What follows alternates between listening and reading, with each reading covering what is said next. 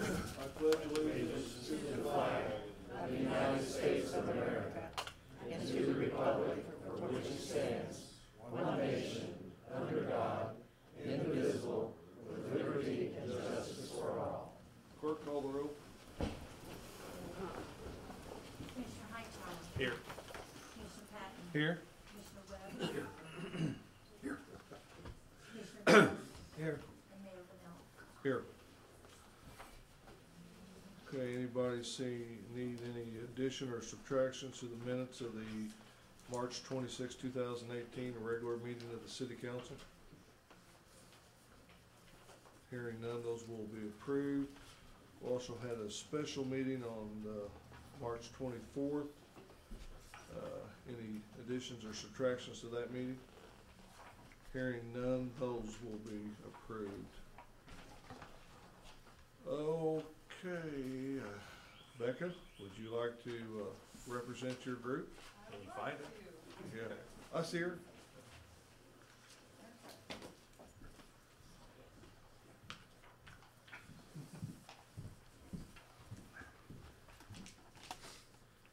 Do I need this on today as well? Excuse me? Do I need this on today as well? No, It is, no. No? Okay, good deal. Just checking. Just go ahead and tell us your name, who you represent. All right, my name is Becca Baird. I represent Finding Forever Animal Rescue. We are located here in Marion. We've been here for almost 2 years now, going on 2 years. So I'll go ahead and get started. We were here maybe about 2 months ago. We brought up TNR, Trap, Neuter, Return, for cats in Marion. Essentially it means it's a process of trapping these cats, getting them fixed, vaccinated, returning them back out where they're from to help lower the stray and feral cat population. So I'm kind of going to touch a little bit on that because we've met some resistance and we haven't been able to get full support from the city to be able to put it in the ordinance, and that is definitely our goal. So I'm going to kind of present a few things if you guys could just pass it down. So one of these things is from the state. As of January 2018, they approved this, and it is where if certain cities and towns, they register their pets with registration fees, and they support those funds going to TNR. So just one of the ways that the state is showing support for TNR, so I want to show that today, so hopefully Marion can also show support for TNR. There's also the application eligibility voucher for low-cost spay and neuter, and that's another thing that our state does, which proves support for TNR, so I just want to show you guys those. So obviously we are really hoping to get support for TNR and show that it is a well-known working program, and I can give more information. And for those of you who don't know anything about TNR, you can reach out. We have business cards. We will gladly explain more if that's what's needed. It's also on our website and Facebook too.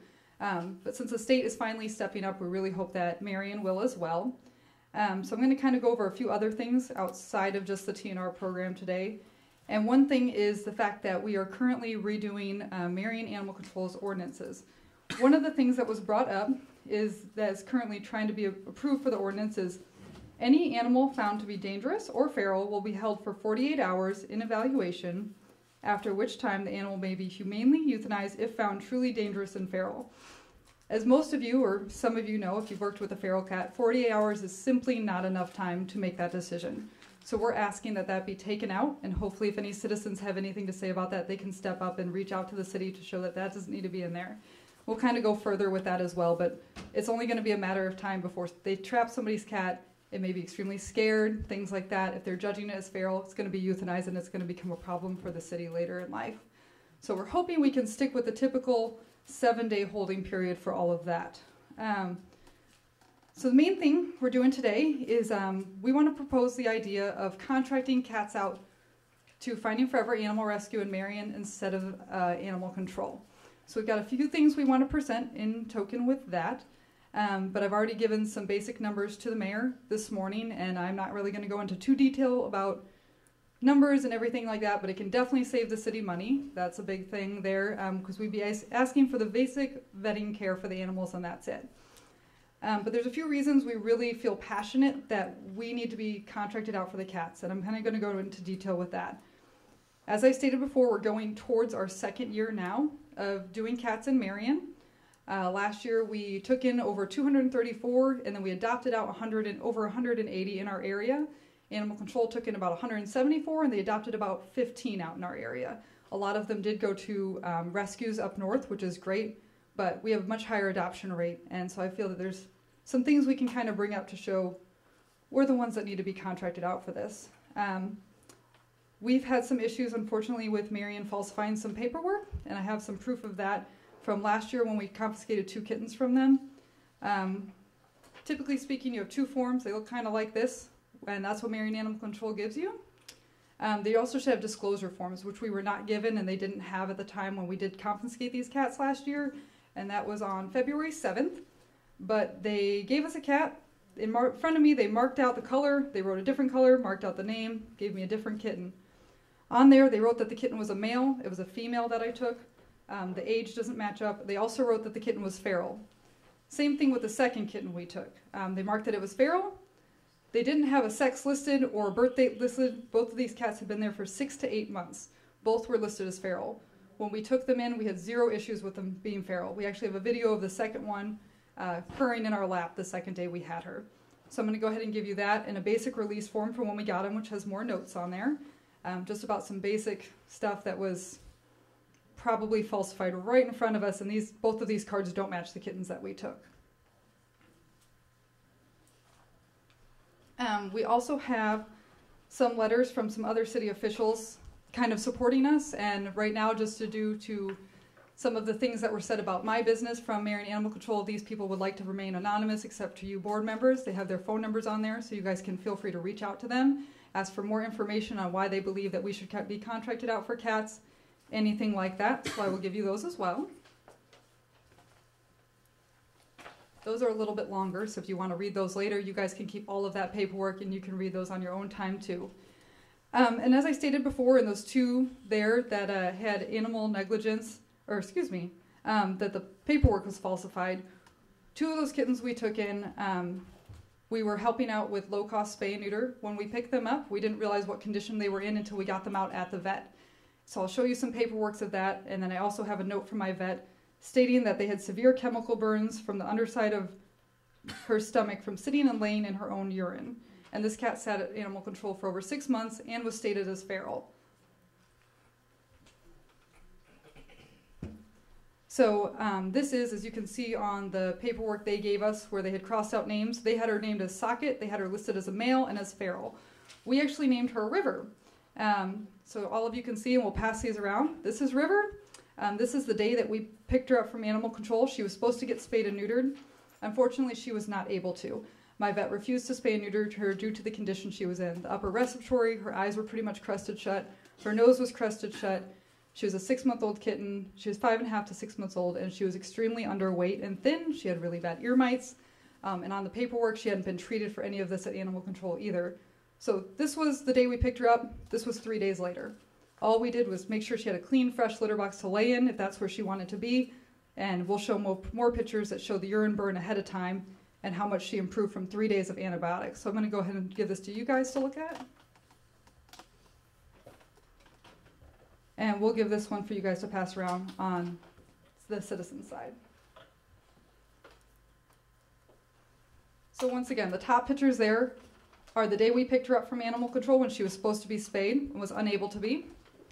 This is the same thing. So as you can see from the redness here and her face, this is from laying in her own urine. And this isn't something that happens in a day, 2 days, if you forget to clean the litter box out. This is months of damage to a cat. And one of the many reasons why we feel that we need to be contracted out. Because in just 2 years, we've shown what we can do. We've stepped up to the plate. We've made a difference in Marion, and we will continue to do so and do more in just 4 years. So you can see the redness here, and then the second picture completely gone, and that's just 3 days. She continued to lose all of her hair throughout the process, but it grew back beautifully.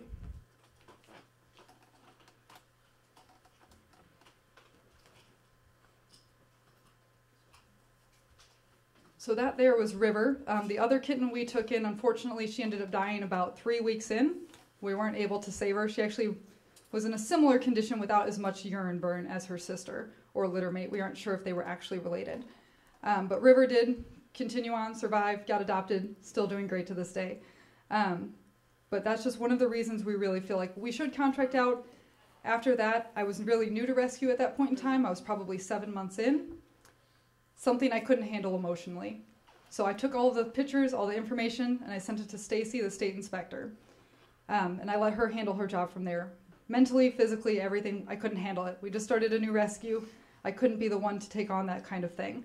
And before that, there was numerous times where we walked in the cat sheds that the cat were in, the air wasn't working, it was over 90 degrees. There were other times we come in and find dead kittens, unclean cages at 3 o'clock in the afternoon, and the list goes on. And in those letters, you'll find more, and we can prove more after that if this is not enough to show that we need a contract out to us to take over these cats.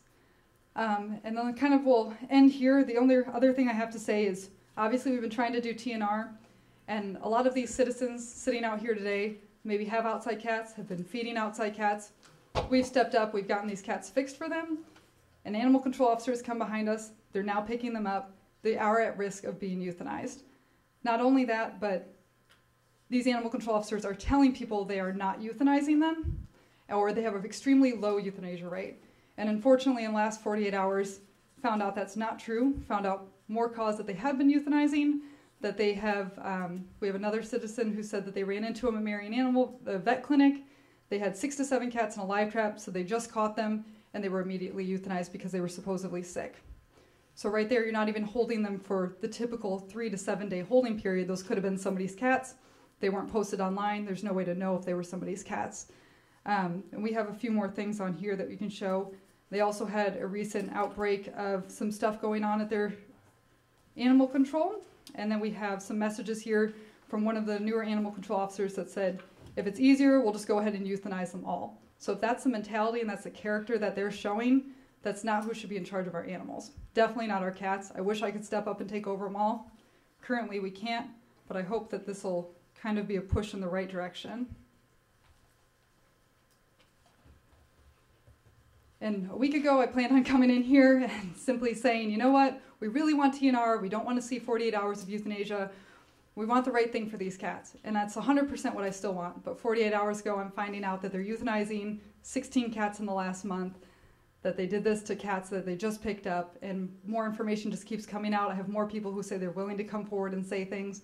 And this is why I wholeheartedly believe that we need to take over animal control, and not next month, not in 2 months, now, before more cats get euthanized. Because if that's what they're going to do from those messages and turn around and euthanize those cats because of something that's happening, then we'll step up and save them, and they don't need to deal with cats anymore. So this isn't exactly how we had it planned, but I'm really glad I have a lot of supporters out there who agree with this, and hopefully we will see a big change coming up. So if you guys have any questions, I will. Yeah, but with respect to the concept of TNR, I mean, I've spoken to all our animal control, and they are on board. They just take issue with the way it's administered. I mean, there's a disconnect, because if they go to a complaint, for example, for a feral cat spraying or, you know, scratching a car or making an old lady trip, their job is to actually take care of those animals and take them, you know, away from that area. The disconnect lies in where you return the cat to once it's 100%. So if you're agreeing with TNR, you're agreeing with trap, neuter, return. That's the definition of it. So by not agreeing with it, you're not agreeing with the definition. There's no good place to uproot 500, 600, 700 cats, however many stray cats are sitting around Marion, and move them. And then even if you do move them, how are you going to get them to stay? If you get them to stay, somebody's going to have to go feed them, going to have to take care of them, clean up after them, because there's no way that they can survive off of typical mice, rodents, things like that. TNR's proven to work. It showed, even our state's finally starting to show support for it. And typically speaking, when you get these cats fixed, things like spraying, the howling that people complain about, those things, they're going to stop. You're not going to get as much of that. They're not going to be as riled up because they don't need to mate. They don't need to fight for dominance, any of that. And we completely understand that there's always going to be complaint calls. No matter what you do in a city, it's never perfect. There will always be complaint calls. And if we take over for that, we will first try to educate them and try the TNR route. If they keep calling and complaining and say, hey, it's not working, then we'll go pick that cat up and we'll find a barn home for it and we'll do it the right way. But we're going to try education first. But I don't think that's something that's going to happen from the Marion Animal Control side, since they simply don't agree with what we're doing. Okay. There's been a lot of things lobbied against them. Is anyone on their behalf who wants to rebut, you know, what was said today? Anybody from Animal Control? I mean, this has been said in public. I mean, I would like the public to hear another side too, to be fair. Some of you guys may not know, my name is Shana Askew. I am ACO supervisor for City of Marion Animal Control. We are completely for TNR. What the thing is we are not for the way that it's done. We have talked to several veterinarians. We do know that a lot of the animals are being released the day after surgery, which is exposing these animals to infection. It's exposing these animals to wind up with things such as fly eggs and maggots and incision sites. These animals are not being tested for feline disease, which is spreading disease. They are also not being vaccinated against the feline diseases. They are strictly being vaccinated against rabies. That's it.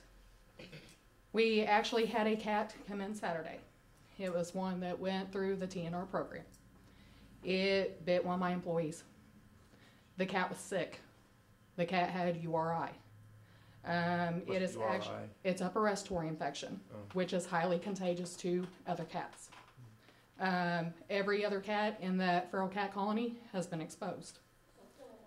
That cat had to be euthanized today. They had to send the head for rabies. The cat had severe diarrhea. It had mucus that was literally streaming from its butt, probably 3.5 inches down through the trap that we had it in. Cat was very sick. I don't know how many of you guys have dealt with cats with upper respiratory infection. It's horrible. They wind up getting to where they can't breathe. A lot of them will wind up losing eyes from coronary ulcers.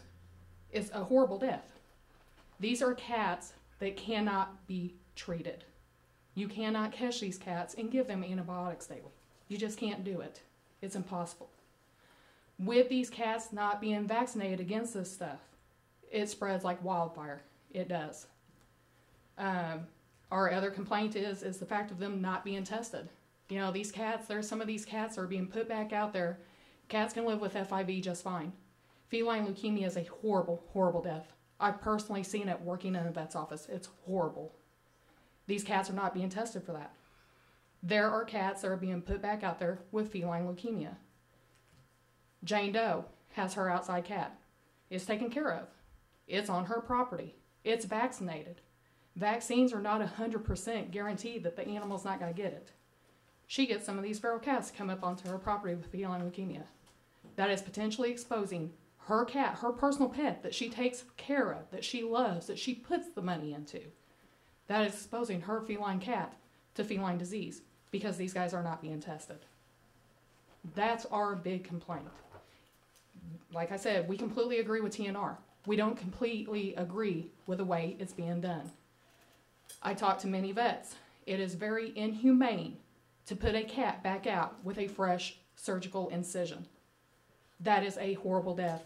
You get a female that incision comes out, sorry to be graphic, sorry to be gross, that incision comes open, their intestines can fall out. They can have other organs that come out of that incision. Here you are, you got a cat running around with part of its intestines hanging out. These cats have got to have time to heal before you just take them out and release them.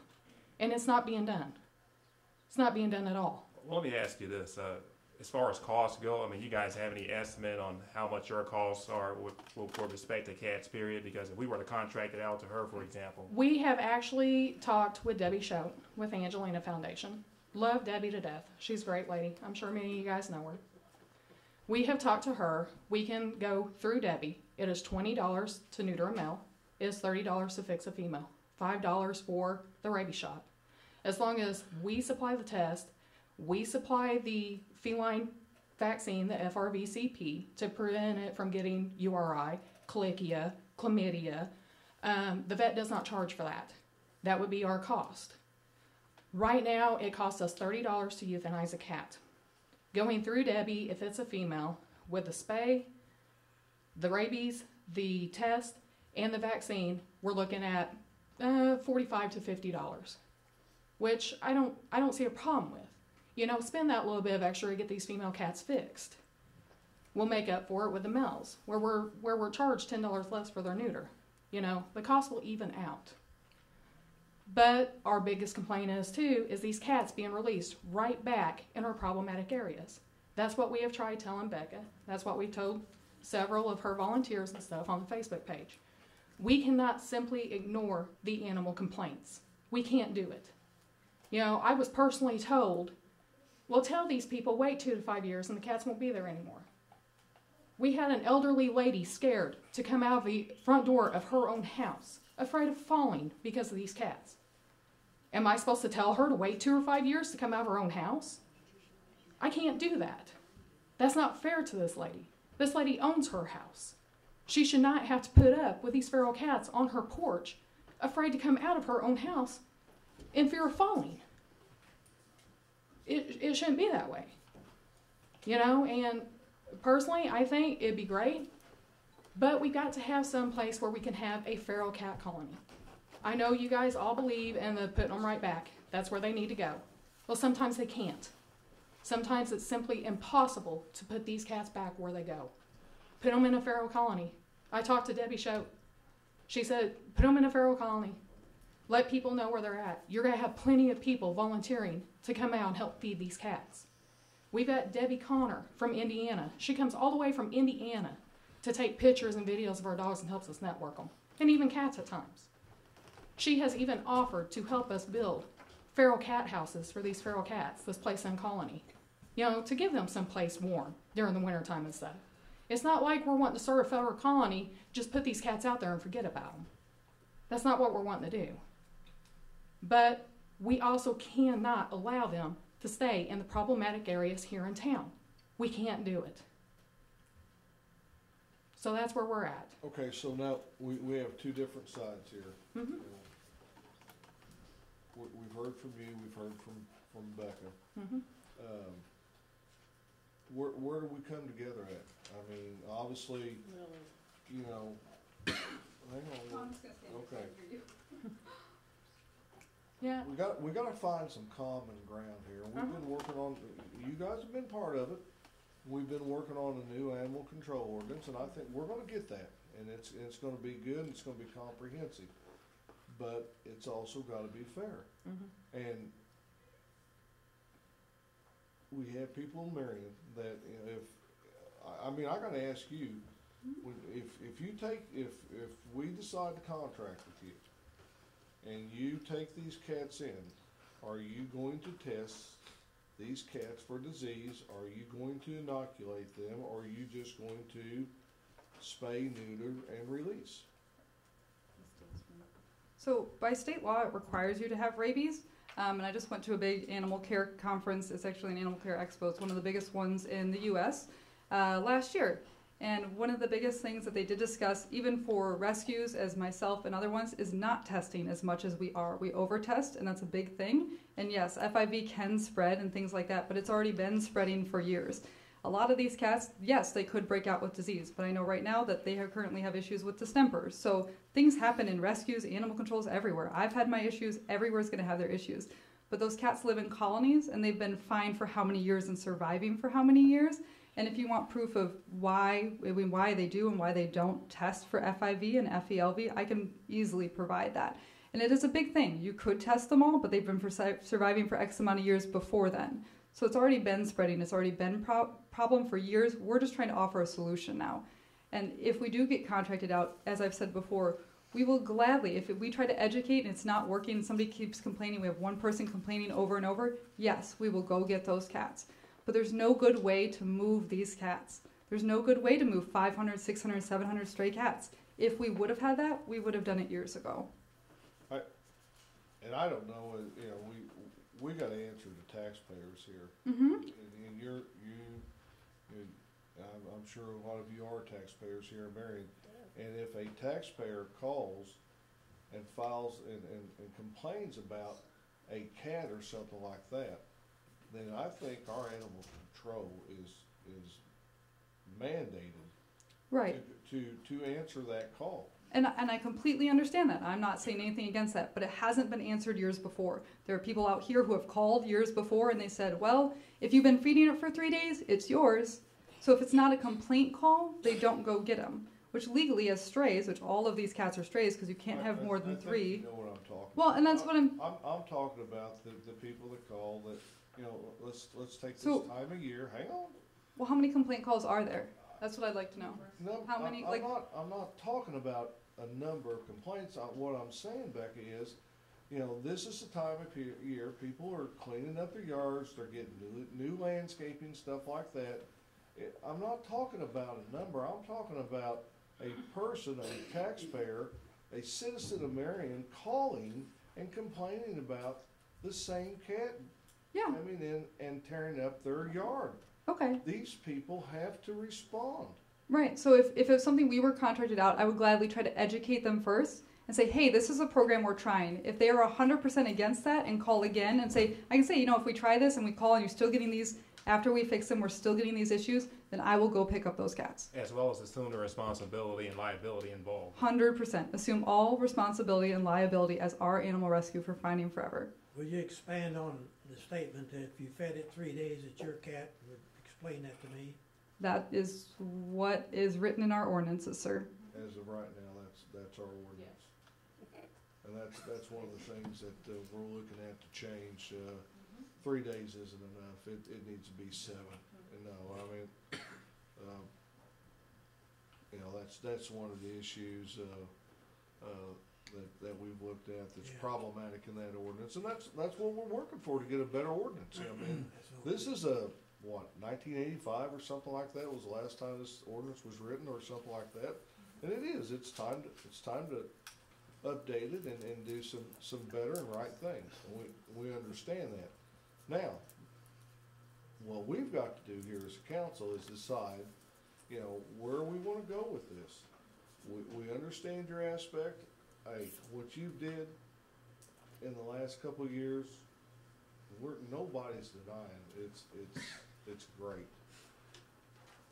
What we've got to figure out in the future is what course of action we're going to take.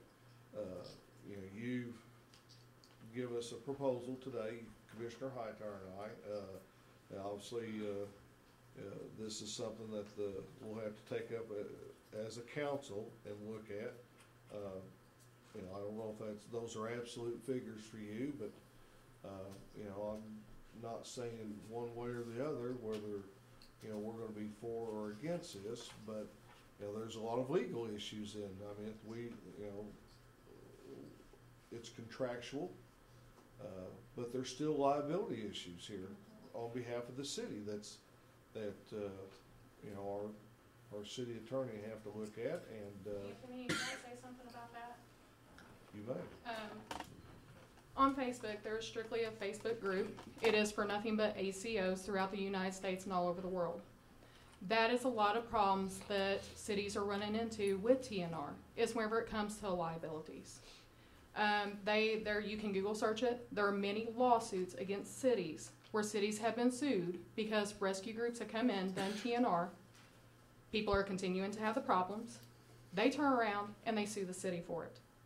Because the whole thing is, these TNR cats are out there, animal control's not picking them up.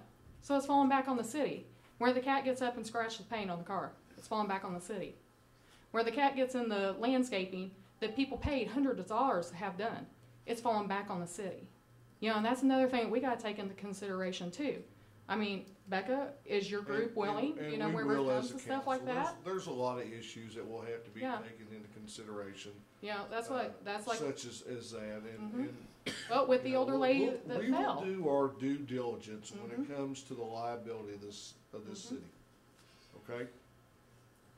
And that's why we have legal counsel to lead us in the right direction. So we're going to do our due diligence. This isn't going to get settled tonight, and it's not going to get settled in 2 weeks. I mean, this is something that's going to have to be researched thoroughly and then come to a good resolve for both sides. I think I hope you understand that this is not an easy issue for the city to turn over something. I mean, it sounds great, but there's always an obstacle for a municipality and a risk associated with that. One thing that I want everybody to understand here tonight, some things that got out on Facebook is that the city was opposed to funding TNR. That's absolutely not true. We never said we was not going to help in some way. But as a city, we work off a budget. And as part of that budget, we got to be good fiduciaries to not only 18,000 residents, but everybody else doing business in the city. We felt, or it looked like at one time, that we were going to have some revenues in excess of our budget coming in this year. But then we have things that happen, such as a school shooting in Marshall County, Kentucky, in Parkland, Florida. And then we have a group of people that's, wanting school resource officers. So we've been working with the school district, and it's going to happen this year. We're going to put a school resource officer in at the high school, and starting in August of this year. Is that going to solve that dilemma of school shootings? No different than this right here. But here again, it's what people want. And it's a step in the right direction. It's not a cure-all. It's not. But when we put that officer in there, then we also have to hire an officer. To hire an officer in the first year cost the city $138,000. Fortunately, the school district is going to share in the cost of that. And but that's just for the school resource officer. We've also got to replace that officer, so they're not sharing in that cost. Now that's not the same cost every year, because that's help me out, officer. Now, I mean, this is anywhere from uniforms to a car, a salary, hospitalization, all the benefits, pensions and everything. That's all into that $138,000. Uniforms, guns, everything, training is part of that $138,000. But it's a fixed figure. Yeah, I mean, you're not asking for a whole lot, though. I mean, no, but that's cut into that excess, revenue that we thought we was having. A couple other things. We've in all the wisdom of the state, we lost one of our dispatch centers for the county. Marion's now taken over 70% of the 911 calls in the county. We had to hire 4 full-time dispatchers and 1 part-time dispatcher. We had 3 hired, and we had to put on just last council an additional full-time and part-time dispatcher.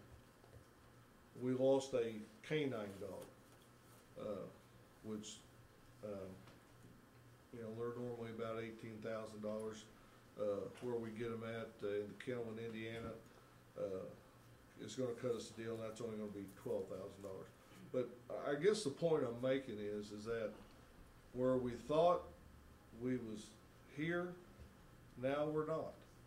We're coming back, and then we have to worry about our state taking another 10% of our income tax, state income tax, which would mean another $170,000, $180,000 of that anticipated revenue that we had. So all of a sudden, what was one figure is not there anymore.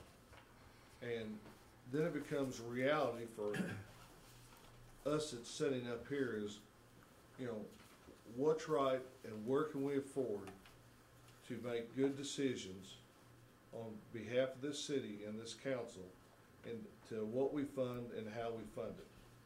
But nowhere did we ever say we wasn't going to try to help. I just want to make that very perfectly clear. We're going to try to help. I think we all think it's a good program. We just don't know how much we can. And now she's come up with this proposal. We're going to have to give this very serious consideration. But at the same time, it's number one, it's not an agenda item, so we can't act on it. And it's something that will have to be taken up at another council meeting. Of course, that's something. I mean, we keep promising her we'll put it on the agenda, Yes. and it's not on the agenda. And so wait till next time. It's not on the agenda again. Because I emailed Alice ahead of time. Now, I had no idea she was going to bring up a contractual proposal. That Yeah. came up today. Well, I emailed Alice she- ahead of time to be on the agenda, and it still didn't happen. This is the second time. Well, then, that, I'll take fault for that. But we wasn't gonna act on this tonight. Can't act on this tonight. We haven't even looked at it. We gotta put our numbers together. That's being good fiduciaries. I don't Okay. think you need to act on it tonight. I just No. have asked to be on the But, agenda. That's yeah. all that's stated. Okay. And we'll put you, I will make sure you get on the agenda for the, 23rd of the month. Okay. That doesn't mean we'll act on it. It may have to be tabled because there's a lot of things that's gotta be done in the next 2 weeks. A lot of things. We have to reconcile the two sides. I mean, Yeah. there's a disconnect. You're right. There's a big disconnect. We gotta reconcile these two sides, get people working in the right direction for the right reasons. Well, we Okay? don't want to kick the can down the road too much No. further either. No, we're not. If I might ask, walk me through the process, and I'm gonna give you both a scenario. Walk me through the process. I call our animal control because I've got 10 cats in my neighborhood. Walk me through the process from beginning to end. Okay, so what we do is you call in the complaint. We bring out live traps to you.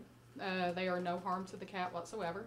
They're simply a live trap that the cat food is put in, they step on one plate, it closes the door, it catches them in the trap. We get that cat down to animal control.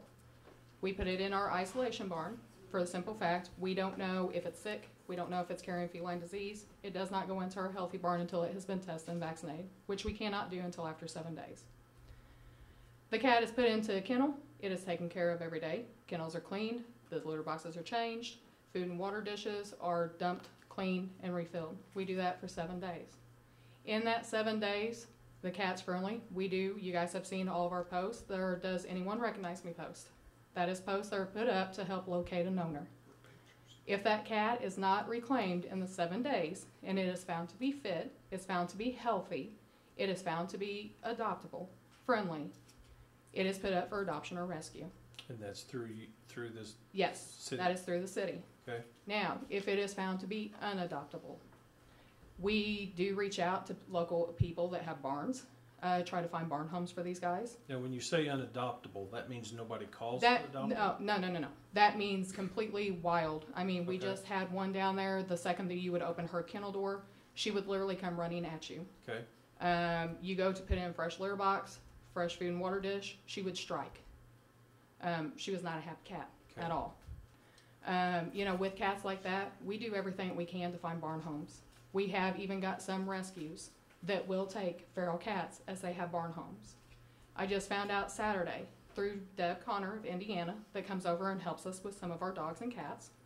She actually does TNR, and she has told us, if you guys get ferals that you guys can get fixed, get vaccinated, get tested, and you cannot find a place for them to go, I've got barn homes. They're used for nothing but feral cats. That's what we do with them. Fair enough. Now, I'm gonna ask you the same question. Same scenario. I've got 10 cats in the neighborhood.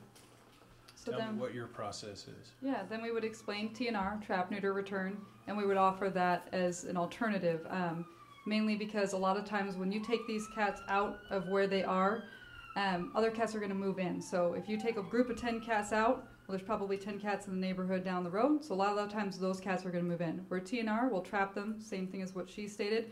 We'll take them, we'll get them fixed, vaccinated for rabies, and then we do let them back out. And yes, we do let them back out in a timely manner. Go ahead. Back out In the same neighborhood you area. pick 'em up. Yep, in the same area. And I know I've done that for some people in the audience, and we've talked to them about the progress of it and why we do it. And it's mainly because that way those 10 cats are probably going to die out in 2 to 3 years. And most people, the more you talk about it with them, they're like, yeah, we're just frustrated with certain behaviors, which when you fix them, that ends those behaviors. So we've worked in numerous areas in the community and have already been doing that. That way this will be the first year those people don't have another litter of kittens, which one cat can have 3 litters of kittens, up to 8 kittens per litter. So you're talking 3 litters, 8 a year, 8 kittens each time. And it adds up quick. So instead of taking these cats out and letting new cats move in, we keep the colony, let the colonies die off, and we keep up with TNR, versus there's no physical way for us to keep up with taking these cats in, taking them to animal control, because they can only house 40 cats, and there's so many stray and feral cats right now in Marion. How do they die off? Typically speaking, the lifespan of a feral cat isn't that long. You know, they'll get hit by cars, things like that, that'll happen. Just kind of the wear and tear of an outside life. So that happens pretty regularly. So they just die off on those things. It's not really typical of them to get mass diseases and die off. That's why they live so long, and that's why we have so many feral cats. How do you handle the cat that's considered wild? All of these cats that we do handle are considered wild, so we trap them in live traps. We take them to the vet. They do all the handling as far as that goes. Well, let's rephrase that. Cat, like she's considered, that is impossible to adopt or tame. It's a very ferocious cat. What do you do with that? So we do TNRs where we release them back out, and these wild cats are allowed to live in the areas. We have gotten some some feral cats from different hoarding situations we've done, and in those cases we do find them barn homes. So we have to retrap them again? If they're in, like if we've already got them in a cage, no, we just have like little net systems. No, let me ask you this.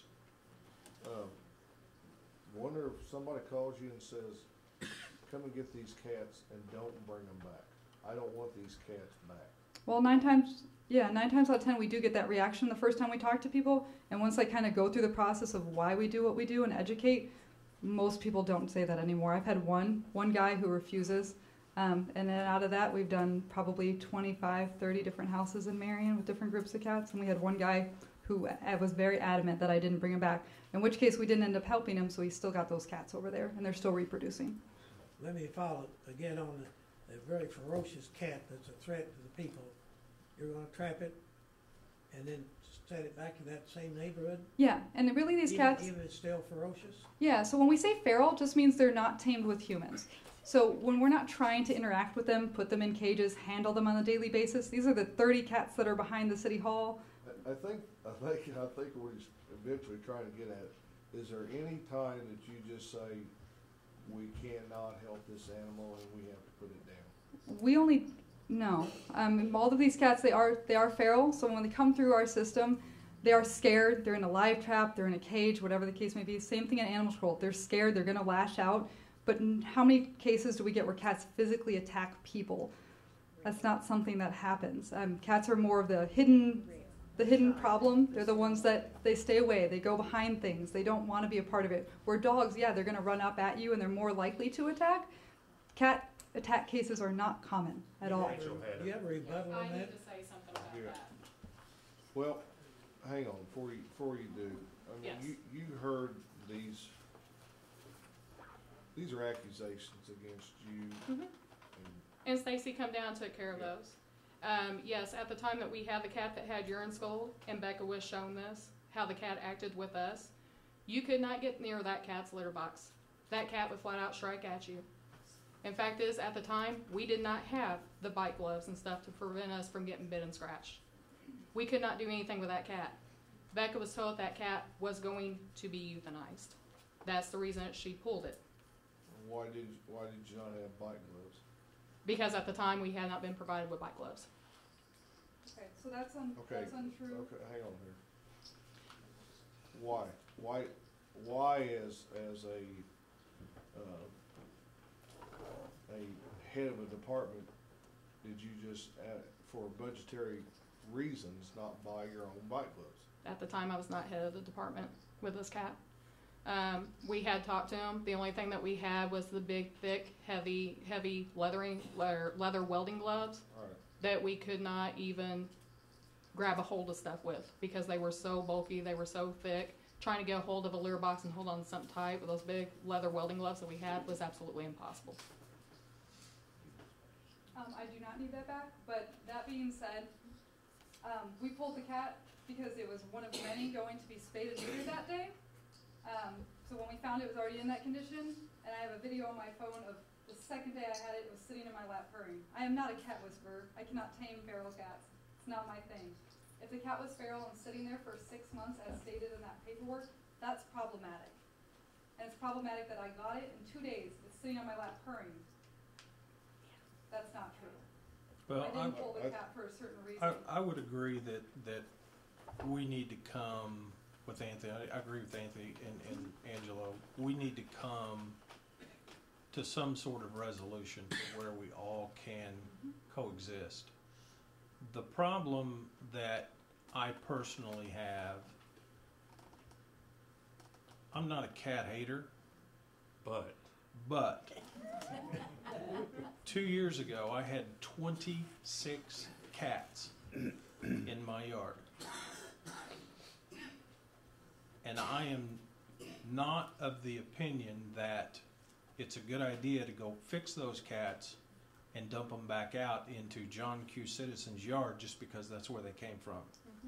I wanted the cats gone because I didn't want an outside cat. I chose not to have one. If I have one, I'm going to make that decision. The wild is not going to make that decision for me. So that's my point, and I'm gathering information, and I'm not picking sides at this point because I'm just trying to gather information.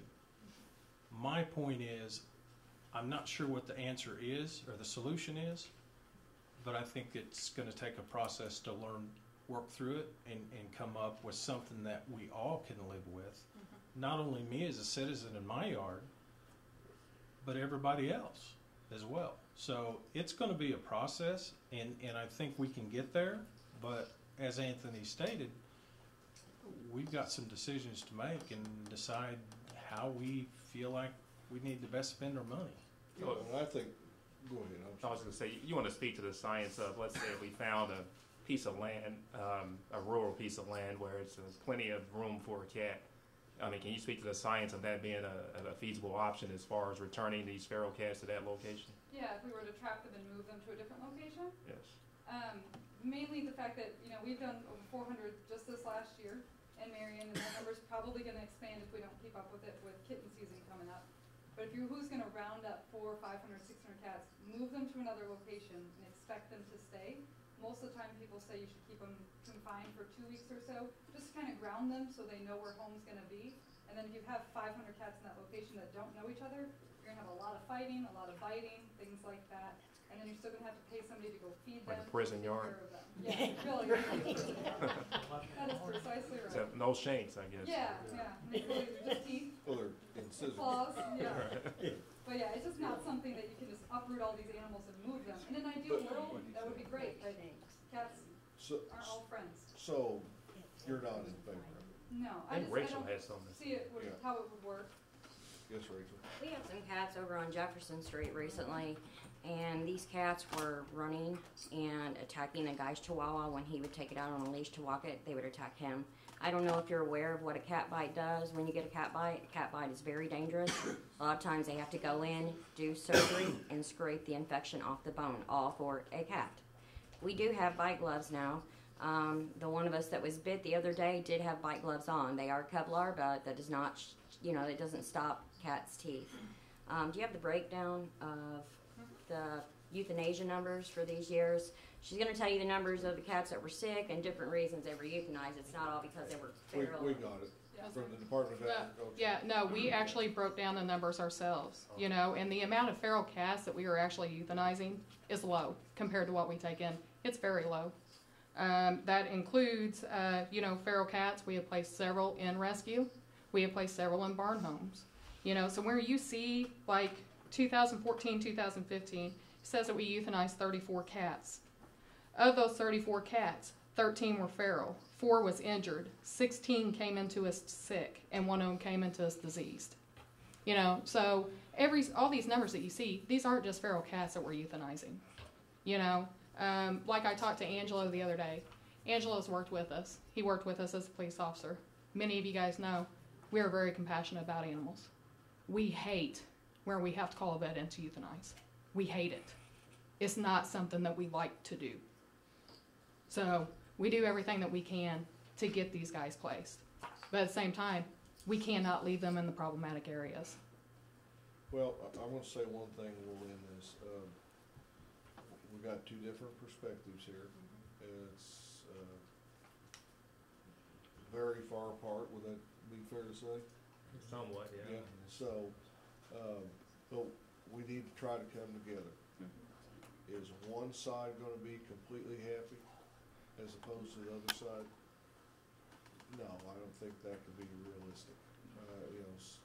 we're not gonna be able, I don't think we're gonna be able to do everything to one side's Yeah, favor all right. 100%. I don't think just it's all or nothing proposition, probably. Yeah. Yeah. But here's what we promise you, we are gonna do something, and, it's gonna be, I think we can get it done in 30 days, do you think? Yes, sir. Yep. So, by the, I look at the first meeting in May, we'll do something, we may be able to have that ordinance in place for next council meeting, you know, to do that. Now, the funding, you know, that's just something. Coming out of the street department. Yeah, that's a budgetary issue, and, that's something that we'll have to get together and decide that, Well, they are on the streets, I guess. Yeah. Hey, there you go. I think, Makes sense. I like the way you I think. mean, what you,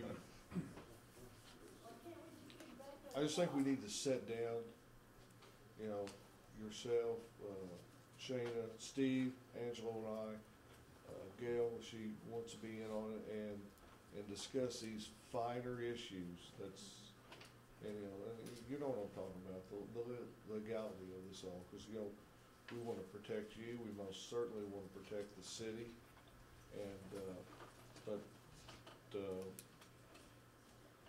you know, what you've seen here tonight is democracy at its best. I mean, you'd be able to come here and everybody be able to speak.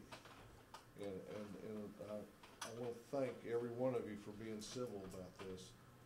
You know, there's no reason to not be. And, I most certainly appreciate that in this group, and you've, conducted yourselves well, so thank you. Thank you. Thank you. Thank you. Oh, you don't have to leave. You want back up there? No. Remember what we talked about earlier? Oh, yeah. Oh, yeah. Okay, I think we got one more group here. Jerry, would you like to, oh, I'm sorry. Sure. Is this in regards to spay neuter? Yep. Oh, I apologize, come. Jerry, sit.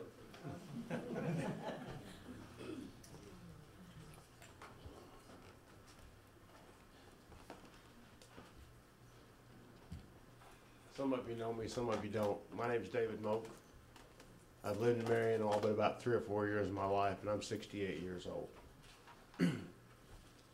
I know things about Marion that make all of your hair stand on end. So I remember when animal control was Gerald Kobler driving around the square at night with a .22 shooting pigeons because the mayor didn't like them pooping on things around the square. I also remember when the dog catcher pulled up at a place where I was working, a residential neighborhood, pulled out his trusty .22 and shot a dog across the street in somebody's yard with 3 kids playing 3 houses down. I also saw him shoot another dog when there were no children around. Thank God animal control has gotten better. Something you need to consider is the cats right now are in 2 cook storage buildings. You're going to have to build a facility. You need to think about that when you're figuring the money for this. A facility is not going to be cheap. So, I understand your dilemma. I don't think that animal control is all that bad. I do believe that Becca is knowledgeable, that she has experience. On top of that, she's attractive. And you need to give her some consideration. I'm not saying animal control is wrong. I'm not saying Becca's wrong. I understand you have problems to deal with. Thank you.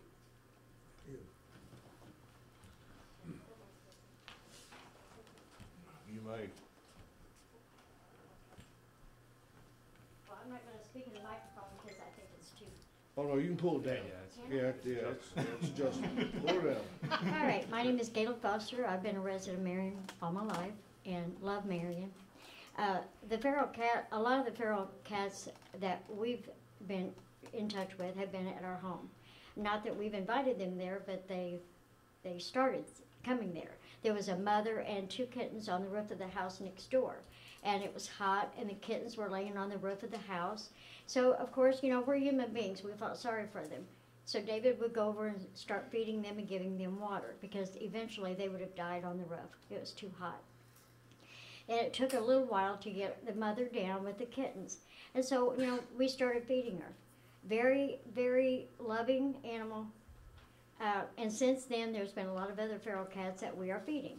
And it's probably wrong to do that, but we're humans. I love all animals.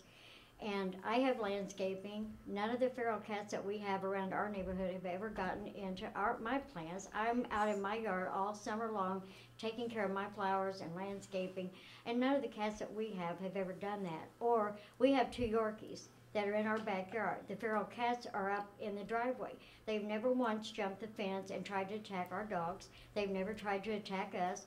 David feeds them out on our driveway. And they will come up, and some of them will not let you touch them, but some of them will. And we have rescued 2 feral kittens that we have brought into our house. We didn't think they would get along with our dogs, but they all love each other. And they're wonderful pets if you can get them tamed and play with them and be around them. You know, I started working with one little kitten, and she was very scared, but I would do it every day, a little bit at a time, and they started trusting us. And they do trust you. You have to work with them. The animal that was put down today has been at our home, and we have feeding her. She's never tried to attack David when he goes out there to feed. A lot of them, they won't get close to you, but when you put food down, then they'll come up and eat. We were not aware that she was sick. We had her through Becca's program. She was spayed. She was had her ear clipped. We did the right thing. I think we did the right thing by putting them through her program. And she was picked up anyway. The cats are picked up anyway. And they're telling us you need a collar for your cats. Well, these are feral cats. You can't put a collar on a feral cat. So, you know, even if you go through the program and you have everything done and they're still in somebody else's yard, they're going to pick them up. And if they don't put it on Facebook that they have one of these animals, they had one of our animals and we went and got it. They wanted us to pay $20 to pick it up, but we wouldn't pay it. Because simply, it was chipped on the ear. They should know that those cats have been, you know, they can't breed anymore. That's the issue with us. Why we wanted them fixed through Becca's program, we didn't mind them coming back to our neighborhood because they're not breeding anymore. They're more calmer. They don't attack. These that we have don't. Now there might be feral cats out there that will, but the ones that we have, after Becca took all of our cats and had them done, they're very calm, very loving. And we've actually found homes for 2 of the feral kittens that we had. So we're trying to do that as well, try to find homes for them as well. So, you know, I've never been attacked by any of the feral cats we've had. We didn't invite them there, they're there. And so while they're there, we do try to find them a place to stay in the winter. We try to fix a place where they can be warm. And they have a right to live just like any other. I understand if they're attacking and they can't be tamed, I get that. But the ones that we have in our, they're not in our home, but they stay out on our property. They haven't hurt anyone that I know of. And so I guess we're animal activists now through Becca's program. We've always loved animals, and I've never been a cat lover, but when we brought one of the feral little kittens in, he was the best little kitten, loving, just very kind. They get along with our 2 Yorkies just fine. They never fight, you know, so they can be very loving animals if they're taken care of. But you put a feral cat in a cage, and I'm sure they will come out fighting because you're taking them out of their territory and you're keeping them in a cage. Yeah, they're going to come out. Our Yorkies, you put them in a cage, they're going to probably fight when you open the door and bring them out. You know, so we're trying to be responsible owners of our home. I mean, you know, we're trying to be responsible with the cats that we have there. And I think getting them, like Becca said, getting them to where they don't breed anymore, it just causes them to be carefree and happy. And I don't know of any of them that's done any damage in my neighborhood. So I guess I'm talking for the cats tonight. Thank you. Thank you very much. Good job. Okay. Could you make this brief? I will. Because I don't want to tell Jerry to sit down again. Okay. I'm not an eloquent speaker like David. she did a great job. My name is Barbara Jones, and I've been in Marion most of my life also. And I want to touch on some of the figures that Becca briefly stated about cats. An average number of litters per year is 3 for a female cat. Then the average number in that litter is 4 to 6. In 7 years, one female cat and her offspring can produce over 420,000 cats. That's a lot of cats. Only 1 in 12 of these cats will find a home. Finding Forever last year, in the past year, trapped, neutered, re-released in the community over 400 cats. Can you imagine how many cats that they saved this community from running around stray? And I think that the city is indebted to her and everything that she and her staff of mainly volunteers have done in the last 2 years. And I submit that the city should try to help her with her funding.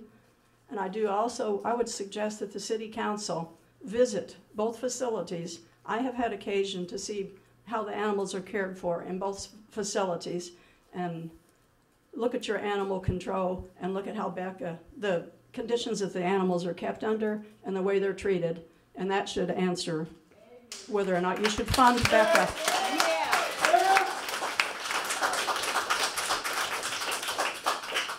I want to say one thing. I didn't mention this earlier. We're working to do some things to have some funding to build a new animal control facility, and it will be much bigger, much better, and I promise you it will be taken care of very well. I guarantee you that. But we got some things we got to do first. Number one, well, several things, but number one, we got to find a place to put it, and that may be a costly adventure. But not everybody wants animal control, in their backyard, and we understand that. But we're looking at some areas that are on the outer edges of Marion that we might be able to do that. So, but that's one of the things that Commissioner Hightower and I are going to work on in the next few months, and hope to make that a reality. So, and it will be better suited to take care of the animals that we take in. This facility down here was never intended to do what it's doing. I'm not bashing these guys here, but they're only working with what they were dealt with, and it's not good. It was never, the city never intended to get into the animal control business, but when the county got out, we had no choice but to do something for the animals in this town. And it may not be the best, but it's better than a lot of other communities are doing for their animals. Also, we say Becca does everything she can to save the animals. Yes, we all understand that. And I do believe that animal control euthanizes more than should be euthanized. Okay, all right, all right. Thank you. Do you think putting the building away farther from the city would make the animal control slower to respond to actions in the city?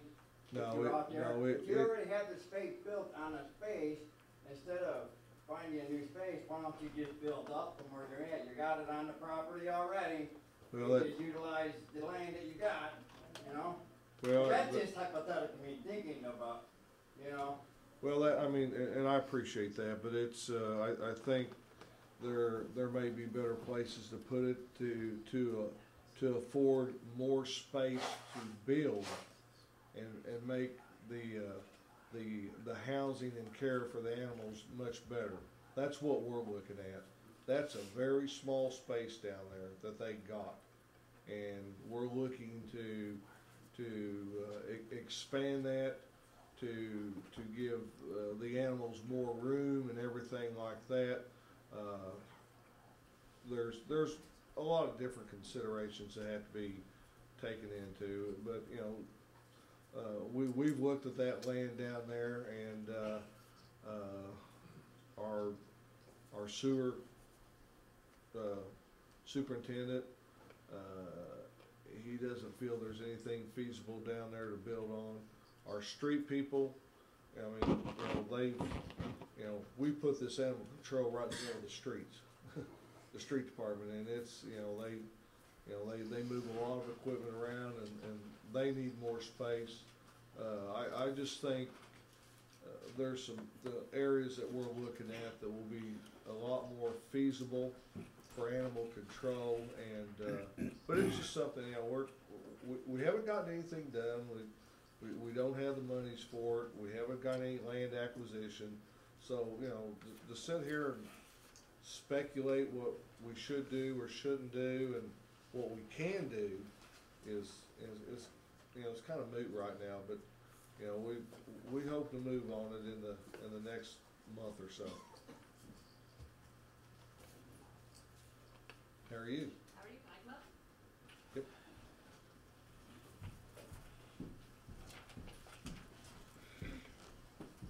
So much for that 5-minute ordinance we got. I'm just going to speak real quick. Number one, there's a building for sale, $38,000 over there on down by the Becker's place over there. Pretty large building, 38 grand. Good deal for the city. It's huge. Where Rippers Mart used to be. Where? Rippers Mart used to be. You gotta help me. Big building. Anyway, so that's just.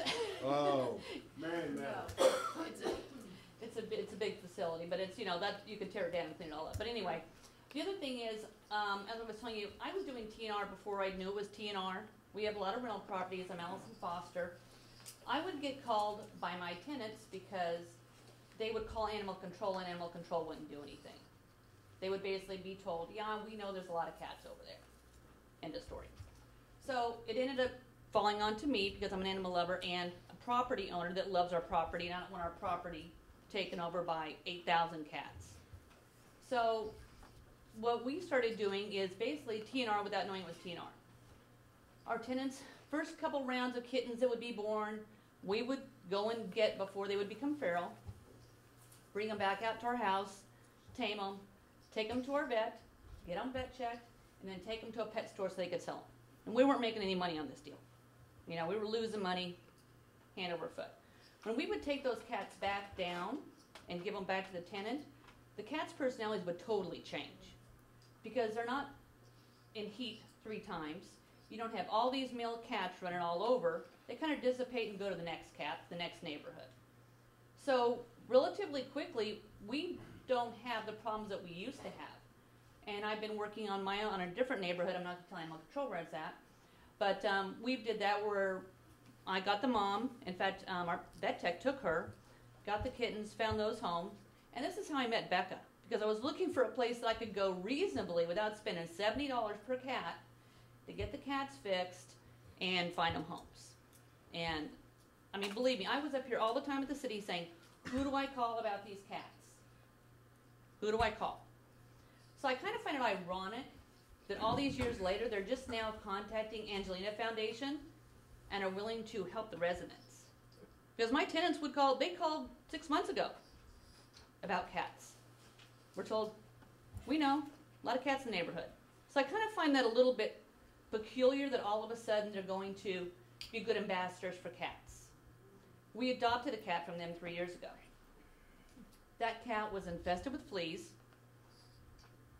The vet called and said, oh, we need to give this cat a Capstar to kill all the fleas because we can't operate because the fleas will jump inside the cat. You need to pay for it. I said, I'm not paying for it. I haven't even picked up the cat. So they contacted animal control and they paid for it. This cat still had to be on antibiotics because it was so bitten by fleas. And this was 3 years ago, my own personal experience, because before a rescue, I believe in rescuing and getting a cat that way. So I'm not quite sure how long this love fest is going to last. Being here, having our properties, dealing with them personally, I have my doubts. I hope I'm wrong. I really hope I'm wrong. But from what I've personally seen, I'm very skeptical. So I do know that TNR works. I've been doing it before. It was a cool thing. And we don't have the problems. So that's it. Thank you. Thanks. All right. Okay, guys. Thank you. We're going to move on. We got other things to do here tonight. You're more than welcome to stay. We got an exciting evening. We're going to do some city business here in a minute after we allow Jerry to speak for 5 minutes. But who? Oh no, Mr. Baldwin. Are you here to speak too? I am. Okay, so we got 2 more speakers. Mike, Jerry, who wants to speak on behalf of your group?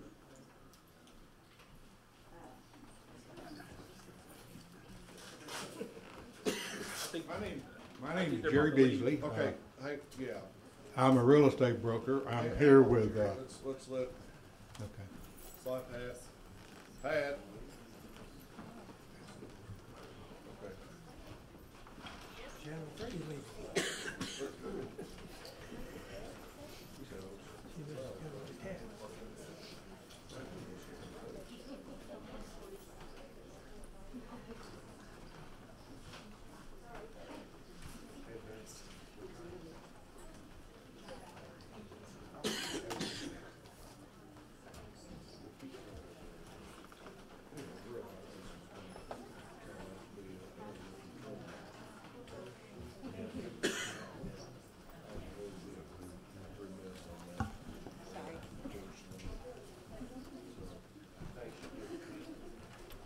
Yes, sir.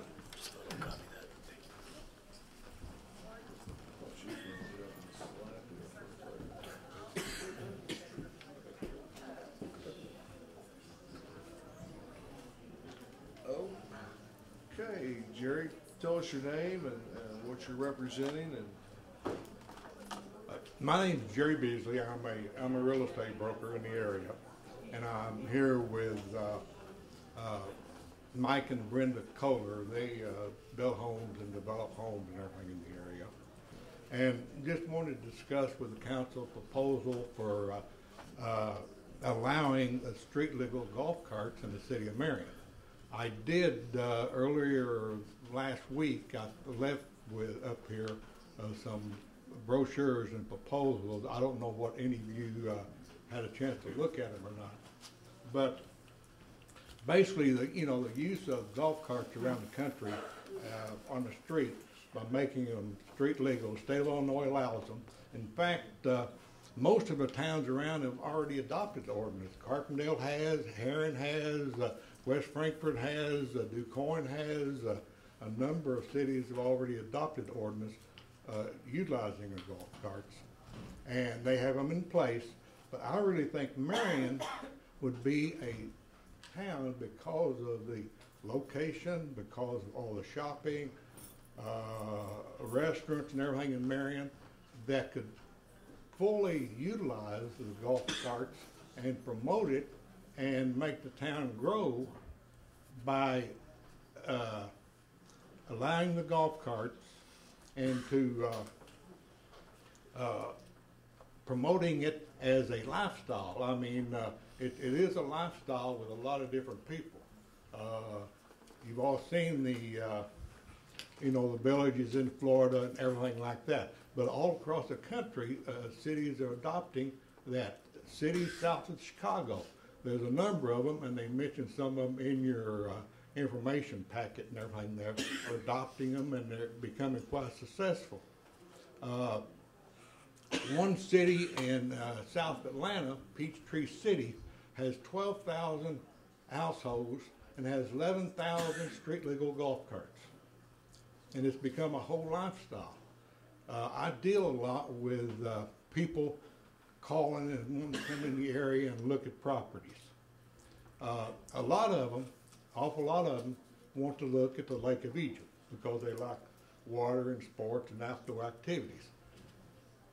And in fact, about 2/3 of the residents at the Lake of Egypt are from the northern states. And this is where Chicago, Wisconsin, Michigan, all the northern states, we have an awful lot of people calling wanting to come in the area and look at properties right now along the lake.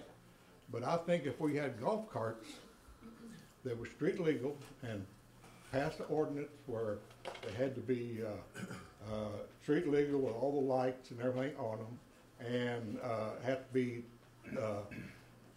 looked at and inspected by authorities and have stickers on them and only be licensed drivers. I think in Marion we could develop a lifestyle that we could attract a lot of people from all the northern states who want to come down and look and build, buy homes in the area, build, and really increase the size of our area. It would be especially beneficial. It could be all over Marion, but it'd be especially beneficial on the western side of Marion, where we do have all the shopping and movie theaters and all that, to be able to use golf carts to drive around. And this attracts people, this particular lifestyle. There is several different plots of vacant land all through that area that could definitely be developed if we had people like that looking to come into the area. And it could definitely be promoted by the chamber and everybody involved.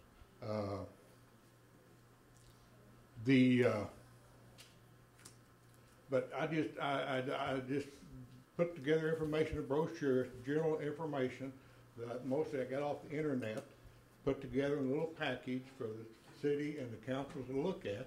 Just ask that you review it and see if you don't think also that it would help Marion grow. Marion's growing somewhat, but because our tax structure in Illinois, we have a lot of people wanting to come down in the area, and then they look at the taxes.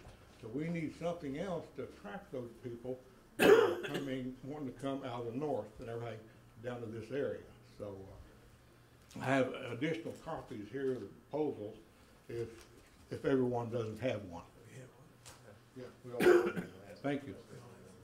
Is there any question? I did some research. I don't have the answers.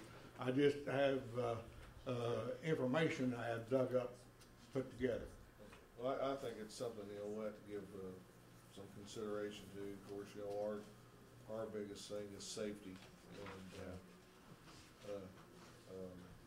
and where not to allow these to operate. I don't think it's Correct. feasible for the whole city, but we'll definitely give it its due consideration. Okay. Thank you. Anybody else? If I could just say a word. Yes.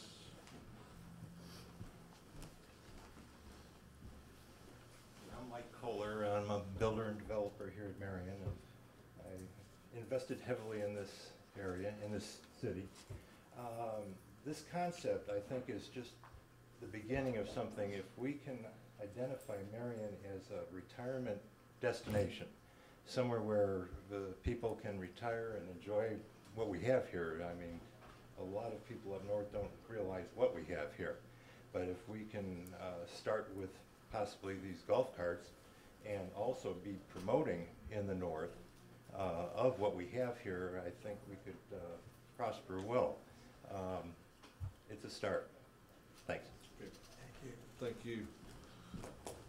Anybody else on that subject? Okay, Mr. Ball, would you like to address the council?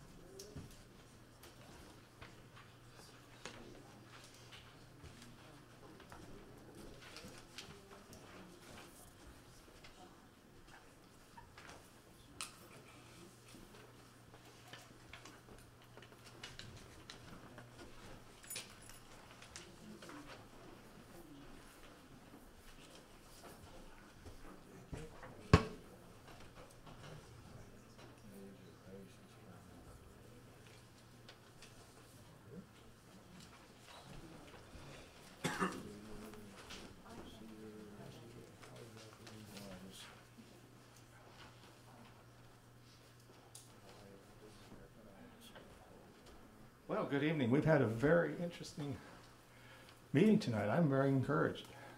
This is what democracy is about. We have a republic, and we need to have some clarification on these campaigns. This is the beginning of the 2019 campaign for mayor, for council, for elective offices.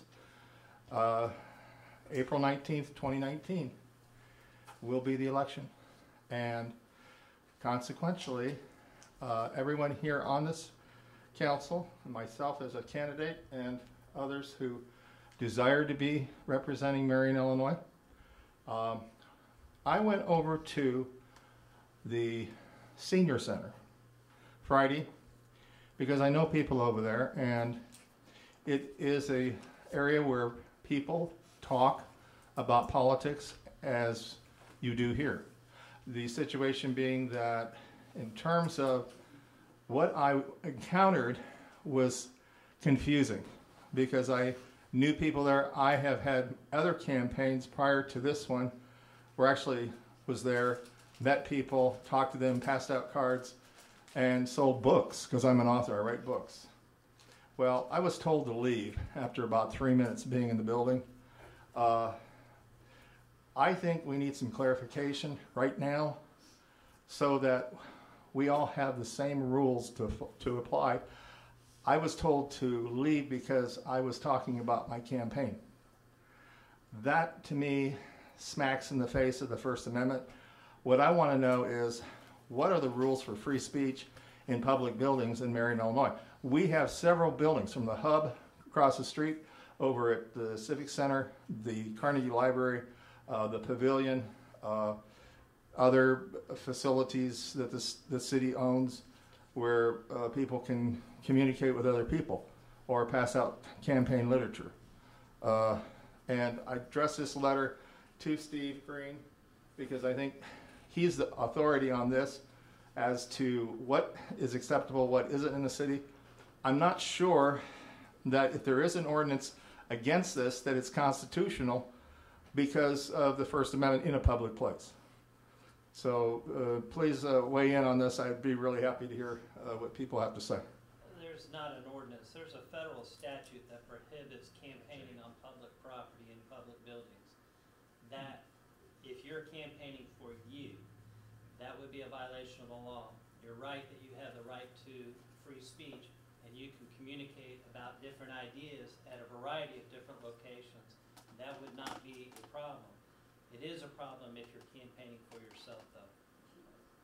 And as a general rule, I mean, when you're talking about politics, particularly when tax dollars are involved, a person's political affiliation can get them terminated or otherwise reprised against. So, I mean, as a practical matter, it's not a good idea, irrespective of if there was a law. Well, let me say this. Are we saying that you can't go into any public building in the city of Marion and communicate your campaign? That's true for all public buildings, not just city of Marion. That would be the county courthouse. That would also be the variety of different buildings, the pavilion. Yes, sir, that's true. Would also be true for federal buildings. Well, I will say this. I need to bring this issue up because it seems to me this is the first I've ever heard of such a thing. And maybe, I don't know, Mayor Butler was the person in charge at that time when I was there talking to people prior to this campaign. But now this has come up. I mean, it's just amazing that you have First Amendment guarantees, but you can't in a public place, but you can't exercise them. Does anybody have any thoughts on that? Yeah, I mean, free speech is not absolute, and you can't yell fire in a movie theater, for example. Oh yeah, I understand. You know what I mean? So there are exceptions to that. Yeah. Well, so we're saying right now that there is no campaigning in any public building in Marion, Illinois. That's correct. Is that correct? Yes. Okay. Well, I need to communicate that because You don't, well, he's a candidate for mayor, I'm a candidate for mayor, you haven't seen us in any of them. well, I mean that's just You know, well. I would think as a candidate that you would want to inform yourself on the law. Well, that's why I'm here. Regardless. You bet. Okay. That's why I'm here, raising the issue. Did you, Mr. Ball, if you would like to come to my office, I'd be happy to get the statute for you and let you see it for yourself. It's not a statute that Marion adopted. yeah, did you understand, did you tell him what the act was? No, this is the first time that it Yeah. was given to me. Okay. But I'll be Good. happy to give him a copy of the statute. Okay. All right, well, very good. I appreciate the information. All right, thank you. You bet. Moving right along, Forgot what I'm supposed to be talking about. well, you're number one, too. This is the pump, the lift station at Halfway Road. Originally, we bid for a pump for $22,567. We've since found that it's obsolete, so we had to go with a model that costs more, which is $33,389.21, an outfit called Municipal Equipment. That'd be my motion. Second. Got a motion and a second. Any discussion? Hearing none, clerk call the roll. Commissioner Hightower. Yay. Commissioner Patton. Yay. Commissioner Webb. Yay. Commissioner Goss. Yay. Mayor Vanilla. Yay. Chief Odom here? He's fine. Gone to bed, huh? Yeah, there he goes. There he is. Good thing, 'cause my voice is about gone. Yeah, yeah.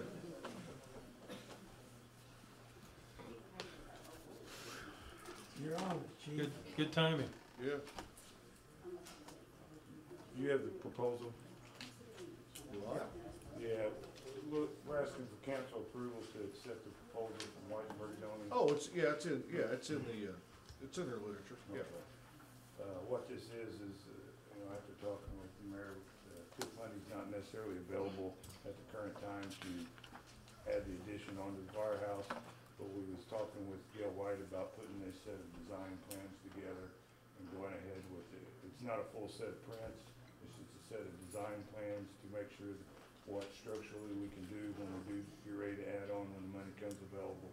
And that's his proposal that you have there in front of you. So that's for council approval to go ahead with this design. Yeah, I'll put that in form of a motion. I'll second. Okay, got a motion and a second. Any discussion on the floor? Hearing none, clerk call the roll. Commissioner Hightower. Yay. Commissioner Patton. Yay. Commissioner Webb. Yay. Commissioner Goss. Yay. Mayor Vanilla. Yay. Chief? Keep your voice for 2 more yays. As y'all know, a couple weeks ago we had to put our canine Shea down. She had a brain tumor. So we've been in touch with the kennel. They've offered us a discounted rate for a new canine. So we're asking for council approval for the $12,255 to replace the canine. Officer Baker will continue to be the canine officer, and this includes the dog training and room for the 5-week period. And this is normally about $18,000. Yes. Right? And Yes. you got $6,000 Yes. discount.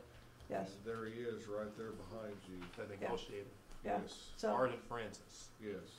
Did a They great gave job. us a substantial discount. Right. Yes. We spent a lot of money over the years, though. They were understanding. so Now, do we have funds available for this, or? yeah, it's in our budget. Okay, Yeah, it was already a budgeted item. okay. I'll second it. I'll put that in form of We a got motion. a motion Yeah. and a second on the floor. Any discussions?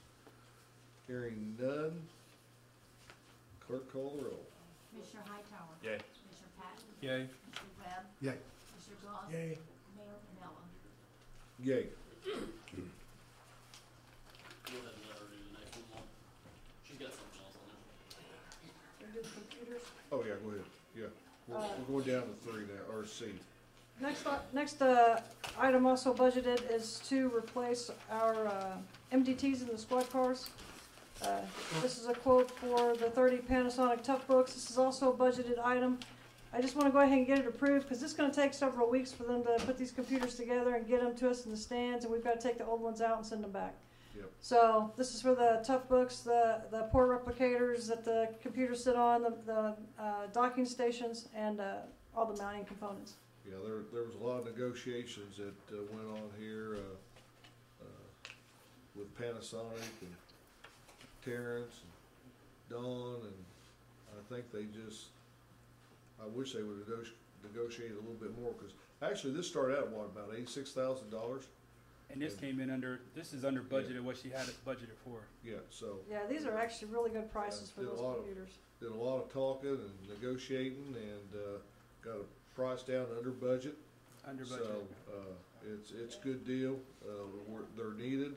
Ours are obsolete. Could go any time, and and these will last us 5 to 7 years. 5 to 7 years.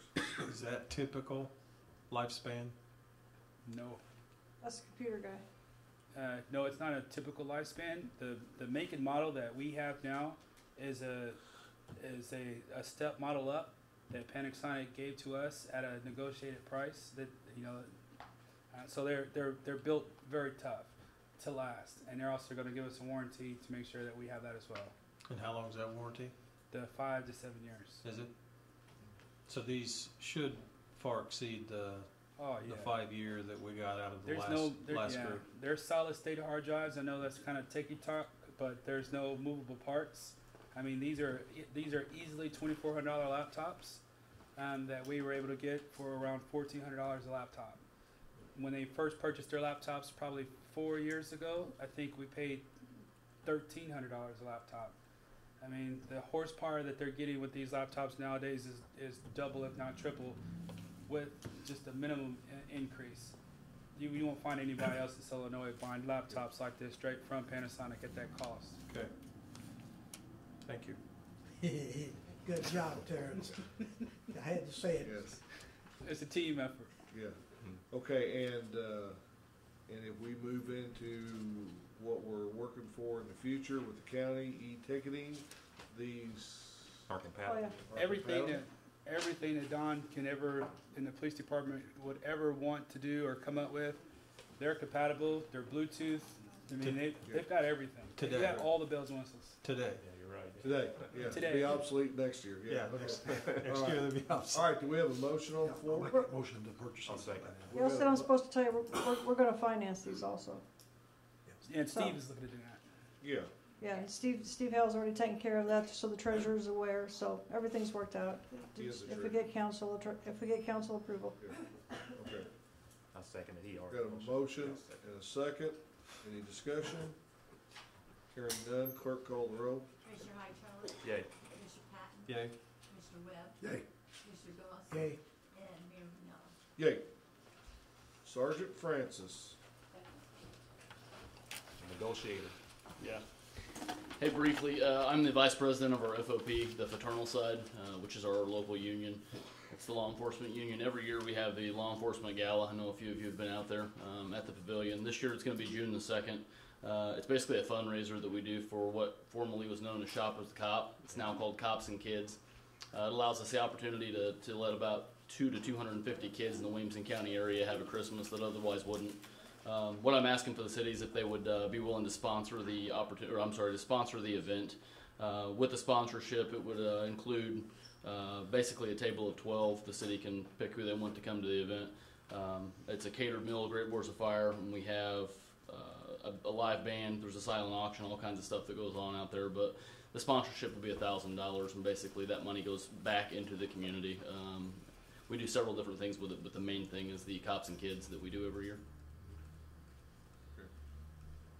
This is something that's, actually, I thought it was ongoing, that this was just an ongoing budgeted item. Is that not right, Gail, or is? Well, what we did before. Maybe the rental of the pavilion. The rental of the pavilion was. Rental of the pavilion is. The ongoing sponsorship was. Yes. That would be a first. Okay, can we agree in principle, even though, I mean, it's not on the. It's not on the agenda. We can agree in principle. Can't do It that. wasn't budgeted. Yeah. That's initially what I spoke to Alice about. What's on the agenda, because I just looked at it actually. What was on the agenda is what Mayor Butler and I discussed last year. I think it got repeated from last year with the discount they give us. But that's actually what I was going at, was with sponsorship. So we're looking to do both, right? We've already taken care of the rental agreement Okay. with the pavilion. They're good. I've already paid them for the event and all that. That's already taken care of. Okay, so that's all we can, that's all we can act on tonight is the rental. Yeah, that's fine. This is what I was getting at, though. I just realized it. I just looked at the agenda. We can put it on the agenda for next. Does it need to be on the next one? Yes. Got a motion? Yeah, I made the motion. Motion? Second? Any discussion?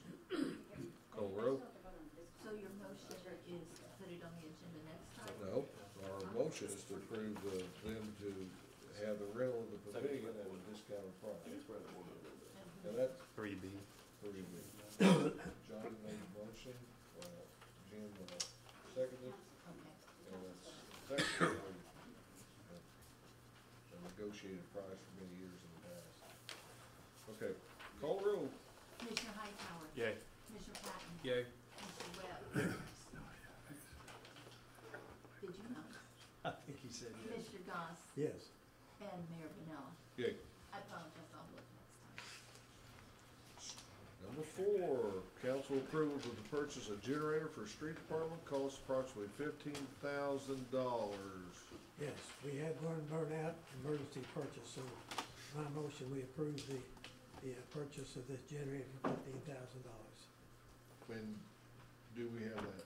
Yes, we have that. Okay. Yeah. Yes, okay, we've got a motion. Is there a second? I'll second.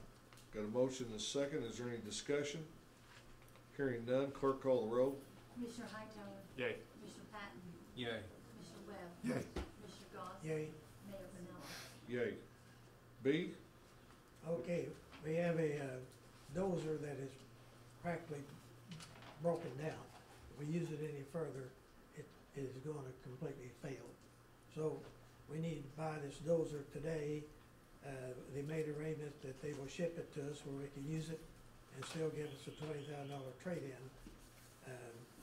And they will bill us in next year's budget, $97,000, which we have in our budget for next year. Okay, that was a question I was gonna ask you. Yeah. Do you have the money to pay for this? Yeah, you're like Robert Butler. Yes. You learned well. Thank you. The final price of $97,898.78. Okay. That was low bidder. We had a second bid of $9,000 higher than that. And what, is this Kubota? It's a cat. Cat? Yeah. I'll second that. Got a motion and a second. Any discussion? Hearing none, clerk call the roll. Commissioner Hightower. Yay. Commissioner Patton. Yay. Commissioner Webb. Yay. Commissioner Goss. Yay. Mayor Vanilla. Yay. Same on the item C. We have a backhoe that's really unusable. They've agreed to ship it to us, payable in next year's budget for $81,935. They've given us $11,000 trade-in as long as our backhoe works. And, So we can't afford to use it. and this is a budgeted item. Yeah, it's a budget item. And it's gonna be billed in next year's budget. That's correct. Dawson, you already have this stuff. Yeah, no. We have it on the way. Oh, okay. It's on the way. Okay. Oh, yeah. We'll have it tomorrow. Truck's rolling. Probably there now. It's on the truck. Yeah, okay. Got a motion, is there a second? I'll say. Got, easy, Jim. Got a motion and a second? No discussion, clerk call the roll. Commissioner Hightower. Yay. Commissioner Patton. Yay. Commissioner Webb. Yay. Commissioner Goss. Yay. And Mayor Vanilla. Yay. Chris, get up here. I could have about 20 minutes before my agenda item, no, 5 minutes. I won't go very long. So I want to report before these requests, these recommendations for hire. I want to report this past Saturday, our Fun Hub Bash was a great success. Last year, that's our Fun Hub Bash for CASA. So that was the fundraiser for CASA. And we, last year, we raised over $4,500. This year's goal was $5,000, and the preliminary unofficial numbers right now are at least $6,800 that we raised. Good job, guys. $6,835, and then some. Great team effort with our sponsors and with CASA. And then we also sold 90 memberships on Saturday. So. Our Tri-Scuba event on the 17th with Mermet Springs. That's a follow-up event to our last one, and that's got already about 32 people registered for that event. And then finally, progress on our summer camp. Right now it's not fully filled, but our summer camp for the kids is 55 enrolled to date. So those are some things that we've got going on at this point in April. Okay, and then my employee recommendations for hire for part-time include Connor Rice, lifeguard at $9.50 per hour. Jonathan Kraus, lifeguard at $9.50 per hour. Daphne Whiting for camp counselor at $9 an hour. Carrie Harris, group fitness instructor at $15 an hour. Jasmine Porter, front desk attendant at $9 an hour and cafe attendant at $9 an hour. And then Michaela Barber, front desk attendant at $9 an hour and cafe attendant at $9 an hour. I'll make a motion that we approve the aforementioned personnel at the listed positions and salary arrangements. Are these replacing employees that we have lost? Or are these Well, it's a step up. Some are replacements, and some will be a step up for summer scheduling for lifeguarding, for instance. All right. So yeah, it's a combination. I'll second that. Got a motion and a second. Any discussion? Hearing none. Clerk, call the roll. Commissioner Hightower? Yay. Commissioner Patton? Yay. Commissioner Webb? Yay. Commissioner Goss? Yay. And Mayor Vanilla? Yay. Item B, our additional job classifications to ready ourselves for the new budget year, where aquatics will be divided into 3 budgets, and these are current existing employees within the aquatics department that currently do swim instruction in addition to lifeguarding. So it's a group aquatic fitness instructor job classification for Sarah Knowles at $20 an hour. And for Hayden Gunther, also group aquatic fitness instructor at $20 an hour.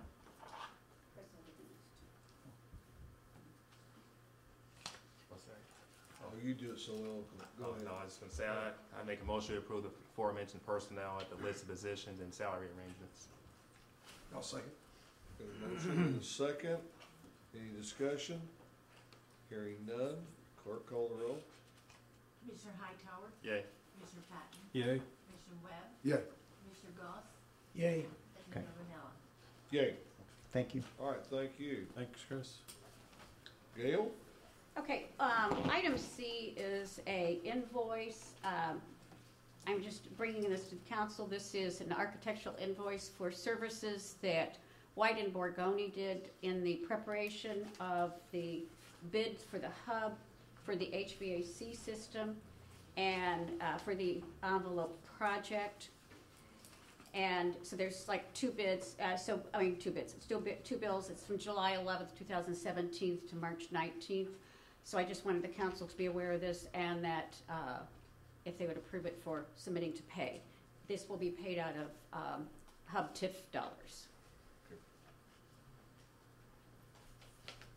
I'll make that motion. All right. Got a motion? I'll say. Second? I have a question. Do we have a contract executed with this architectural firm that we just played up there? No, we don't have a contract. You have a letter of agreement with them. The council approved them to do the architectural work. I'm talking about rate of pay and all the costs and all that, or? No. We went this route before with no contract with an architect. He had given the It's council got us in his trouble. rates before. We got a little trouble on the original deal with no contract. Right. I'm just curious, should we not have a contract with these people before we start paying them? Well, actually, this is for work they've already done. I understand that, but we're getting ready to do some more here. Well, that will be the estimations in advance. Point taken. What does the letter of understanding state? It doesn't delineate costs that John's talking about, right? No. No, but this, when these problems arose, it was this, we asked this firm to come in and look on our behalf. Well, I understand that. We all knew what we was getting into. They don't do it for free, but I understand what you're saying. Actually, it's quite a bit more reasonable than what we would have paid Yes. similar architects. Well, I don't know that. I don't know what. Well, if you it was. compare billing rates with some of the ones in town, you'd probably. I haven't seen to compare them. I just don't wanna go down the same road I we did on understand. the first deal.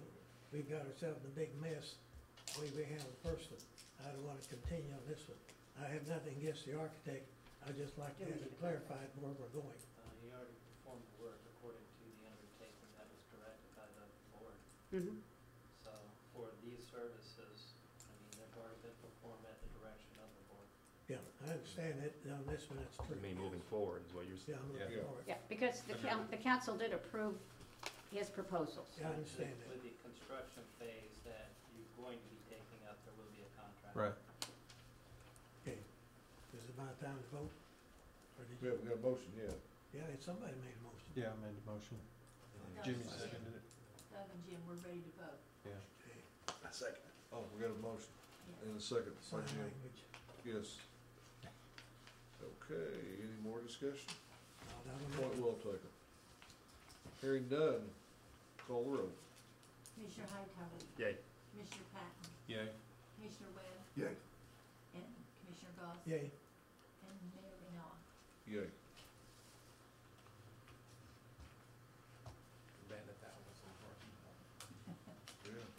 Okay, so Yeah. item D, I had requested a proposal because we were working on our hub TIF budget for construction.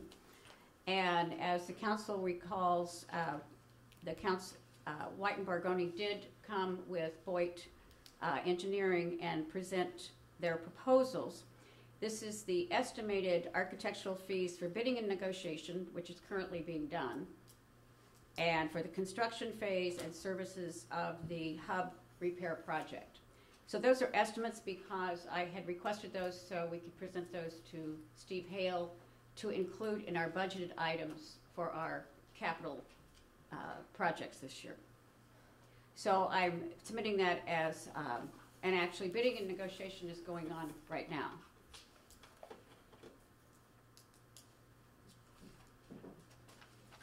So the only thing you're actually doing here, Gail, is these will be monies taken from TIF to, The same as the Yes. prior bill that you're Yes. approving are dollars that are coming from the TIF. right. Yeah. Well, I would prefer getting some more details on this, and I see where it could vary substantially. We have no idea really whether these are close or high, and we don't have a contract. I would prefer having this delineated a little more than this personally.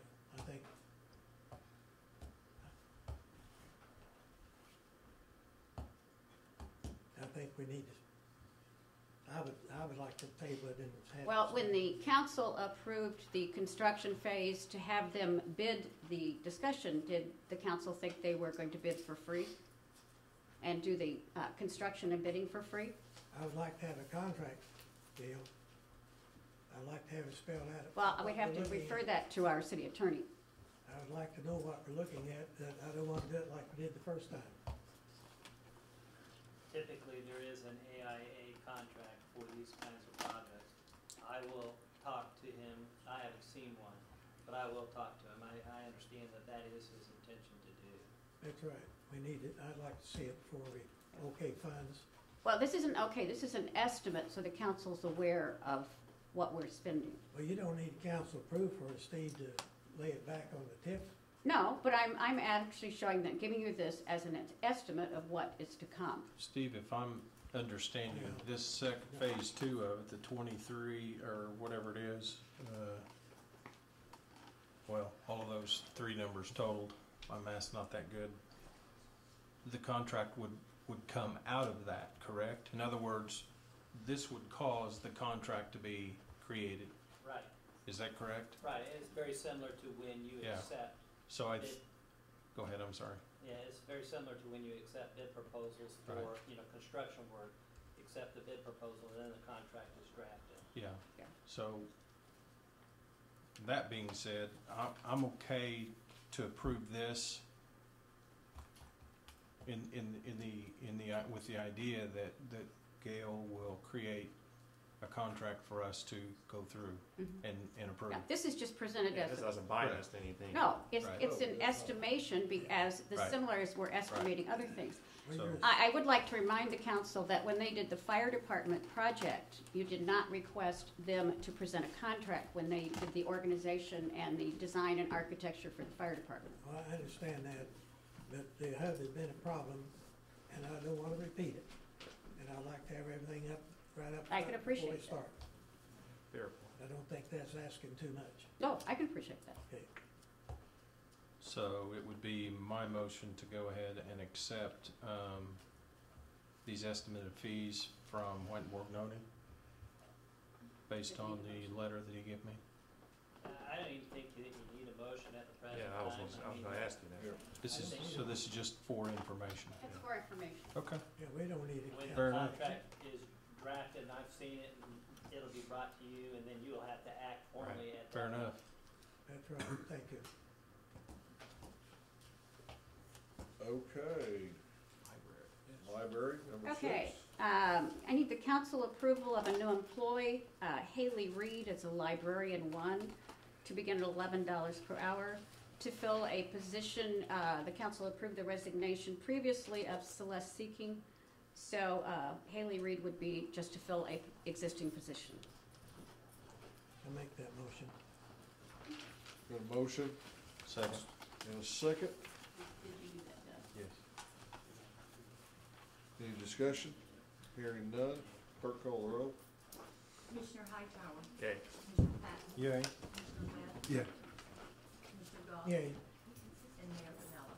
Yay. Okay, number 7 is continuation of the public hearing at ordinance 3440, ordinance approving the vacation of a portion of Oxford Street. Ordinance 3440, Yes. I move we adopt ordinance 3440. Second. A motion, second. Hearing no discussion. Clerk call the roll. Commissioner Hightower. Yeah. Commissioner Patton. Yay. Commissioner Webb. Yay. Commissioner Goss. Yay. Mayor Vanella. Yay. Okay, number 8 is virtually the same. Continuation of the public hearing on 7th Street, vacating land, as mentioned in the ordinance 3441. Glenn, just to clarify, the west line of our vacation aligns with the property that was traded with the department, correct?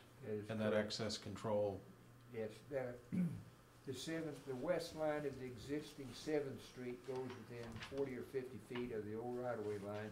It jogs out for a little bit to the west and then back to south that was a traded part, which then the portion that was on the state right-of-way, we dedicated to the state so they could have access control all the way to the west right-of-way line of 7th Street. correct, and that, That this- drawing reflects that. gotcha.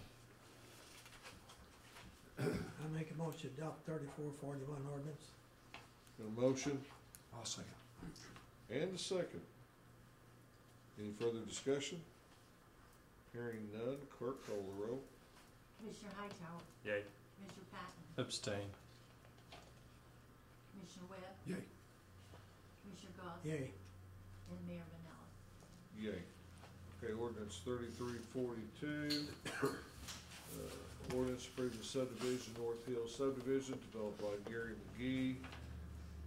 I'm assuming everything has been met and signed off by all departments. Glenn, would you mind talking about Gary McGee's subdivision? We just strictly is accepting his plat, and we're not just bringing it into the city? What are we doing here? I haven't been involved in that project at all. I just know there's a subdivision that Gary McGee's bringing forth, but I didn't have anything. Okay, there's the dedication of the plat. I thought you might have some detail, be no problem. But to dedicate the plat, Yeah. before that happens, That's though, right. each superintendent has to review it, go over it, and sign off on And it. I'm Now not that sure I they don't have. know. I don't think so. I don't think they have. Everybody signed off. City, the street, sewer, and the water department. Where do we see that? Well, I've been real persistent with this, with Kathy all week, and she has a signed off copy of all 3 people. I asked her over and over and over, has everybody done what they need to do with this? And she said, yes, yes, yes, yes, yes. Okay. She said all they needed was the street, the sewer, and the water. That's true. Yes. And they've all three signed off on it, I made sure of that.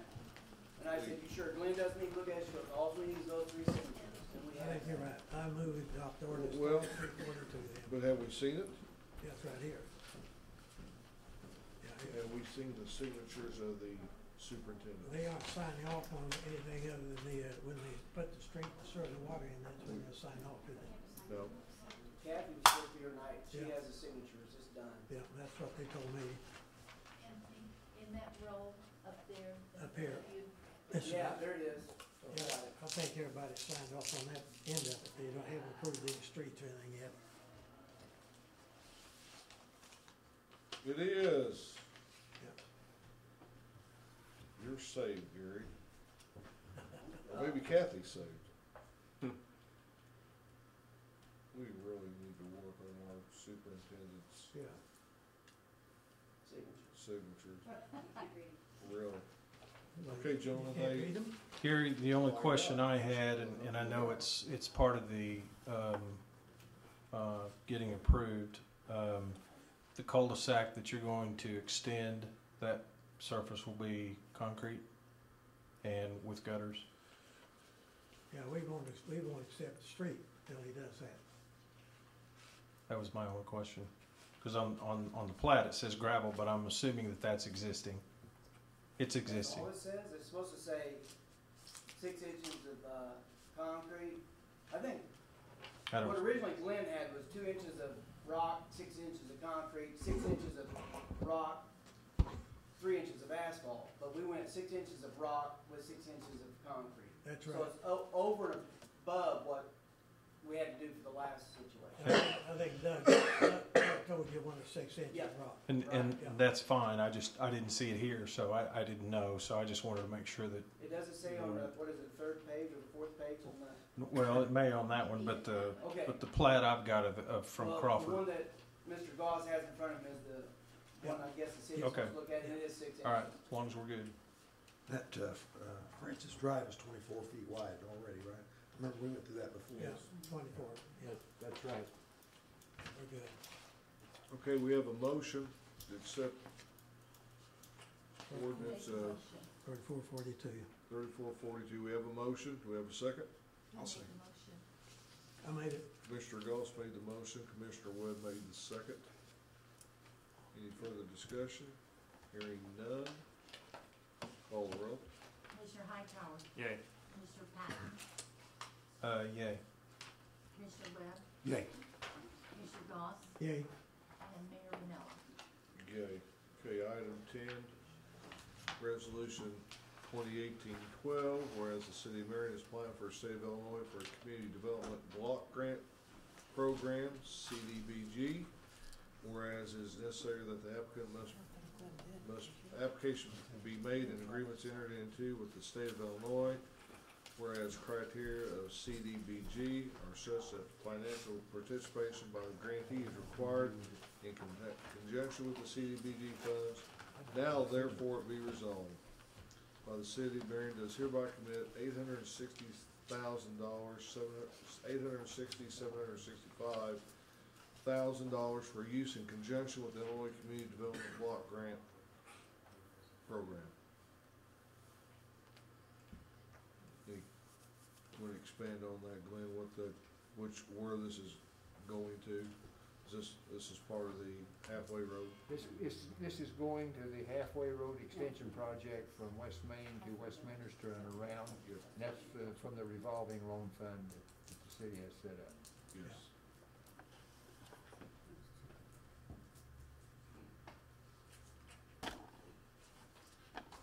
This is revolving loan money? Yeah, it's my understanding, yeah. This is the money the city will, we pay at the state, and the state sends back to the Yeah. city, and we commit that money to that project. What's more than 860? Well, but that's what we have now. As the money comes back in, it will equate to that 1,006,000 something after the loans are paid back in. This is what our grant is. It's my understanding, this is what you now have in the revolving loan fund of 800 and some odd thousand. when all the loans are paid back in. I talked to Steve Hale about this. With interest. With interest, Yeah. then it, over next 5, 6, 7 years, it will come back up to that $1.6 million. What we're doing is, Greater Egypt, in preparing the grant document, they need a resolution from the council to commit so much money. They're also anticipating that we would have Delta Regional money and TIF dollars going in. I thought the letters that we got from them today said we had 962. Well, maybe it's 800,000 or 900,000. I'm not exact. Steve, give me. I thought this was the number here. Whatever it is, that cash goes in, and then as the money comes back in. You want me to go to my office and get? Well, but this is the resolution that Greater Egypt is sending in with the grant. Okay, if that's what. I mean, I know we might have more money coming in the loan. This is a necessity for us to get that money. We have to pass this resolution. That's fine. It goes with the grant. It doesn't say that we might have more. I was just a little confused on that figure because I know that figure is more. It's just the amount that we're committing to this project at this time. Yes. Okay, all right. That's fine. Is there a motion? I'll make that motion to approve resolution 2018-12. Got a motion? I'll second. Got a second? Any discussion? Hearing none, clerk call the roll. Commissioner Howard. Yay. Commissioner Patton. Yay. Commissioner Webb. Yay. Commissioner Goss. Yay. Mayor Ranella. Yay. Okay, number 11 is the council approval of hourly and salaried non-union employee raises as presented in an executive session that was on March 24th. They're there before you. We can approve them now, we can go in executive session and rediscuss them, or they're what we laid out on the 24th. What's your pleasure? I mean, I don't mind talking about it in public. I mean, I've already stated my position to it. I mean, it's not an indictment on the personnel, it's just as a matter of principle. I just think we use an arbitrary manner when it comes to, raises, and I just like to see something more scientific based on comparables, based on performance evaluations, or Merit. Merit, or those type of things. I kind of agree with you, but it is what it is. Yeah. But we did come down from the original proposition, but I mean, it's still outliers compared to, say, police are making 2.3% on average. There's some that's 13%, 7.36%. I mean, it just, doesn't seem equitable. Not saying these people aren't deserving necessarily, but I mean, other people are as well. So. I totally agree. Okay, what's your pleasure? How do you want to handle it? I'll move that we adopt the item number 11 as presented. I'll second that. Got a motion and a second. Any discussion? Hearing none, clerk call the roll. Commissioner Hightower. No. Commissioner Patton. Yay. Commissioner Webb. Yay. Commissioner Goss. Yay. And Mayor Ranella. Yay.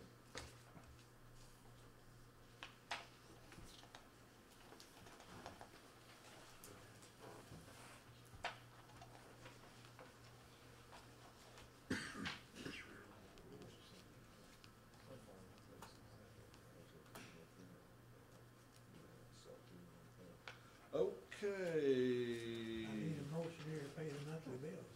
Oh, I'll be around to you. I didn't want you to forget. No. We got consent agenda and bills to pay, and I was just, Commissioner Hightower, do you have anything to add to this evening? No, I'm good. What do you mean? You're good. If I did, I wouldn't have. Commissioner Patton? No, I'm good tonight too. I'm good. Squeaky? Speechless. Yeah, you're speechless? Make a motion to pay the monthly bills when the funds become available. We have a motion. Is there a second? I'll second.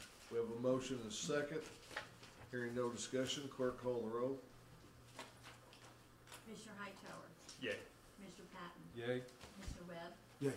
Commissioner Goss. Yay. And Mayor Ranella. Yay. And I make a motion to pay the consent agenda. Got a motion and a second. Angela, call the roll. Commissioner Hightower. Yay. Commissioner Patton. Yay. Commissioner Webb. Yay. Commissioner Goss. Yay. Yay. Wednesday at 1, we have a hearing for this grant application that we've submitted. It'll be here at City Hall.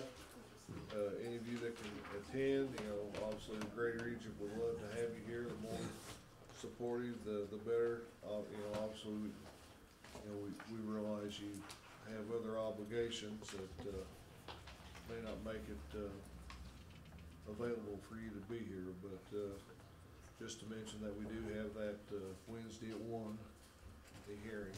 So, it's been an exciting night. I mean, really, we asked people to come to this council and address them, and they did. And so many times,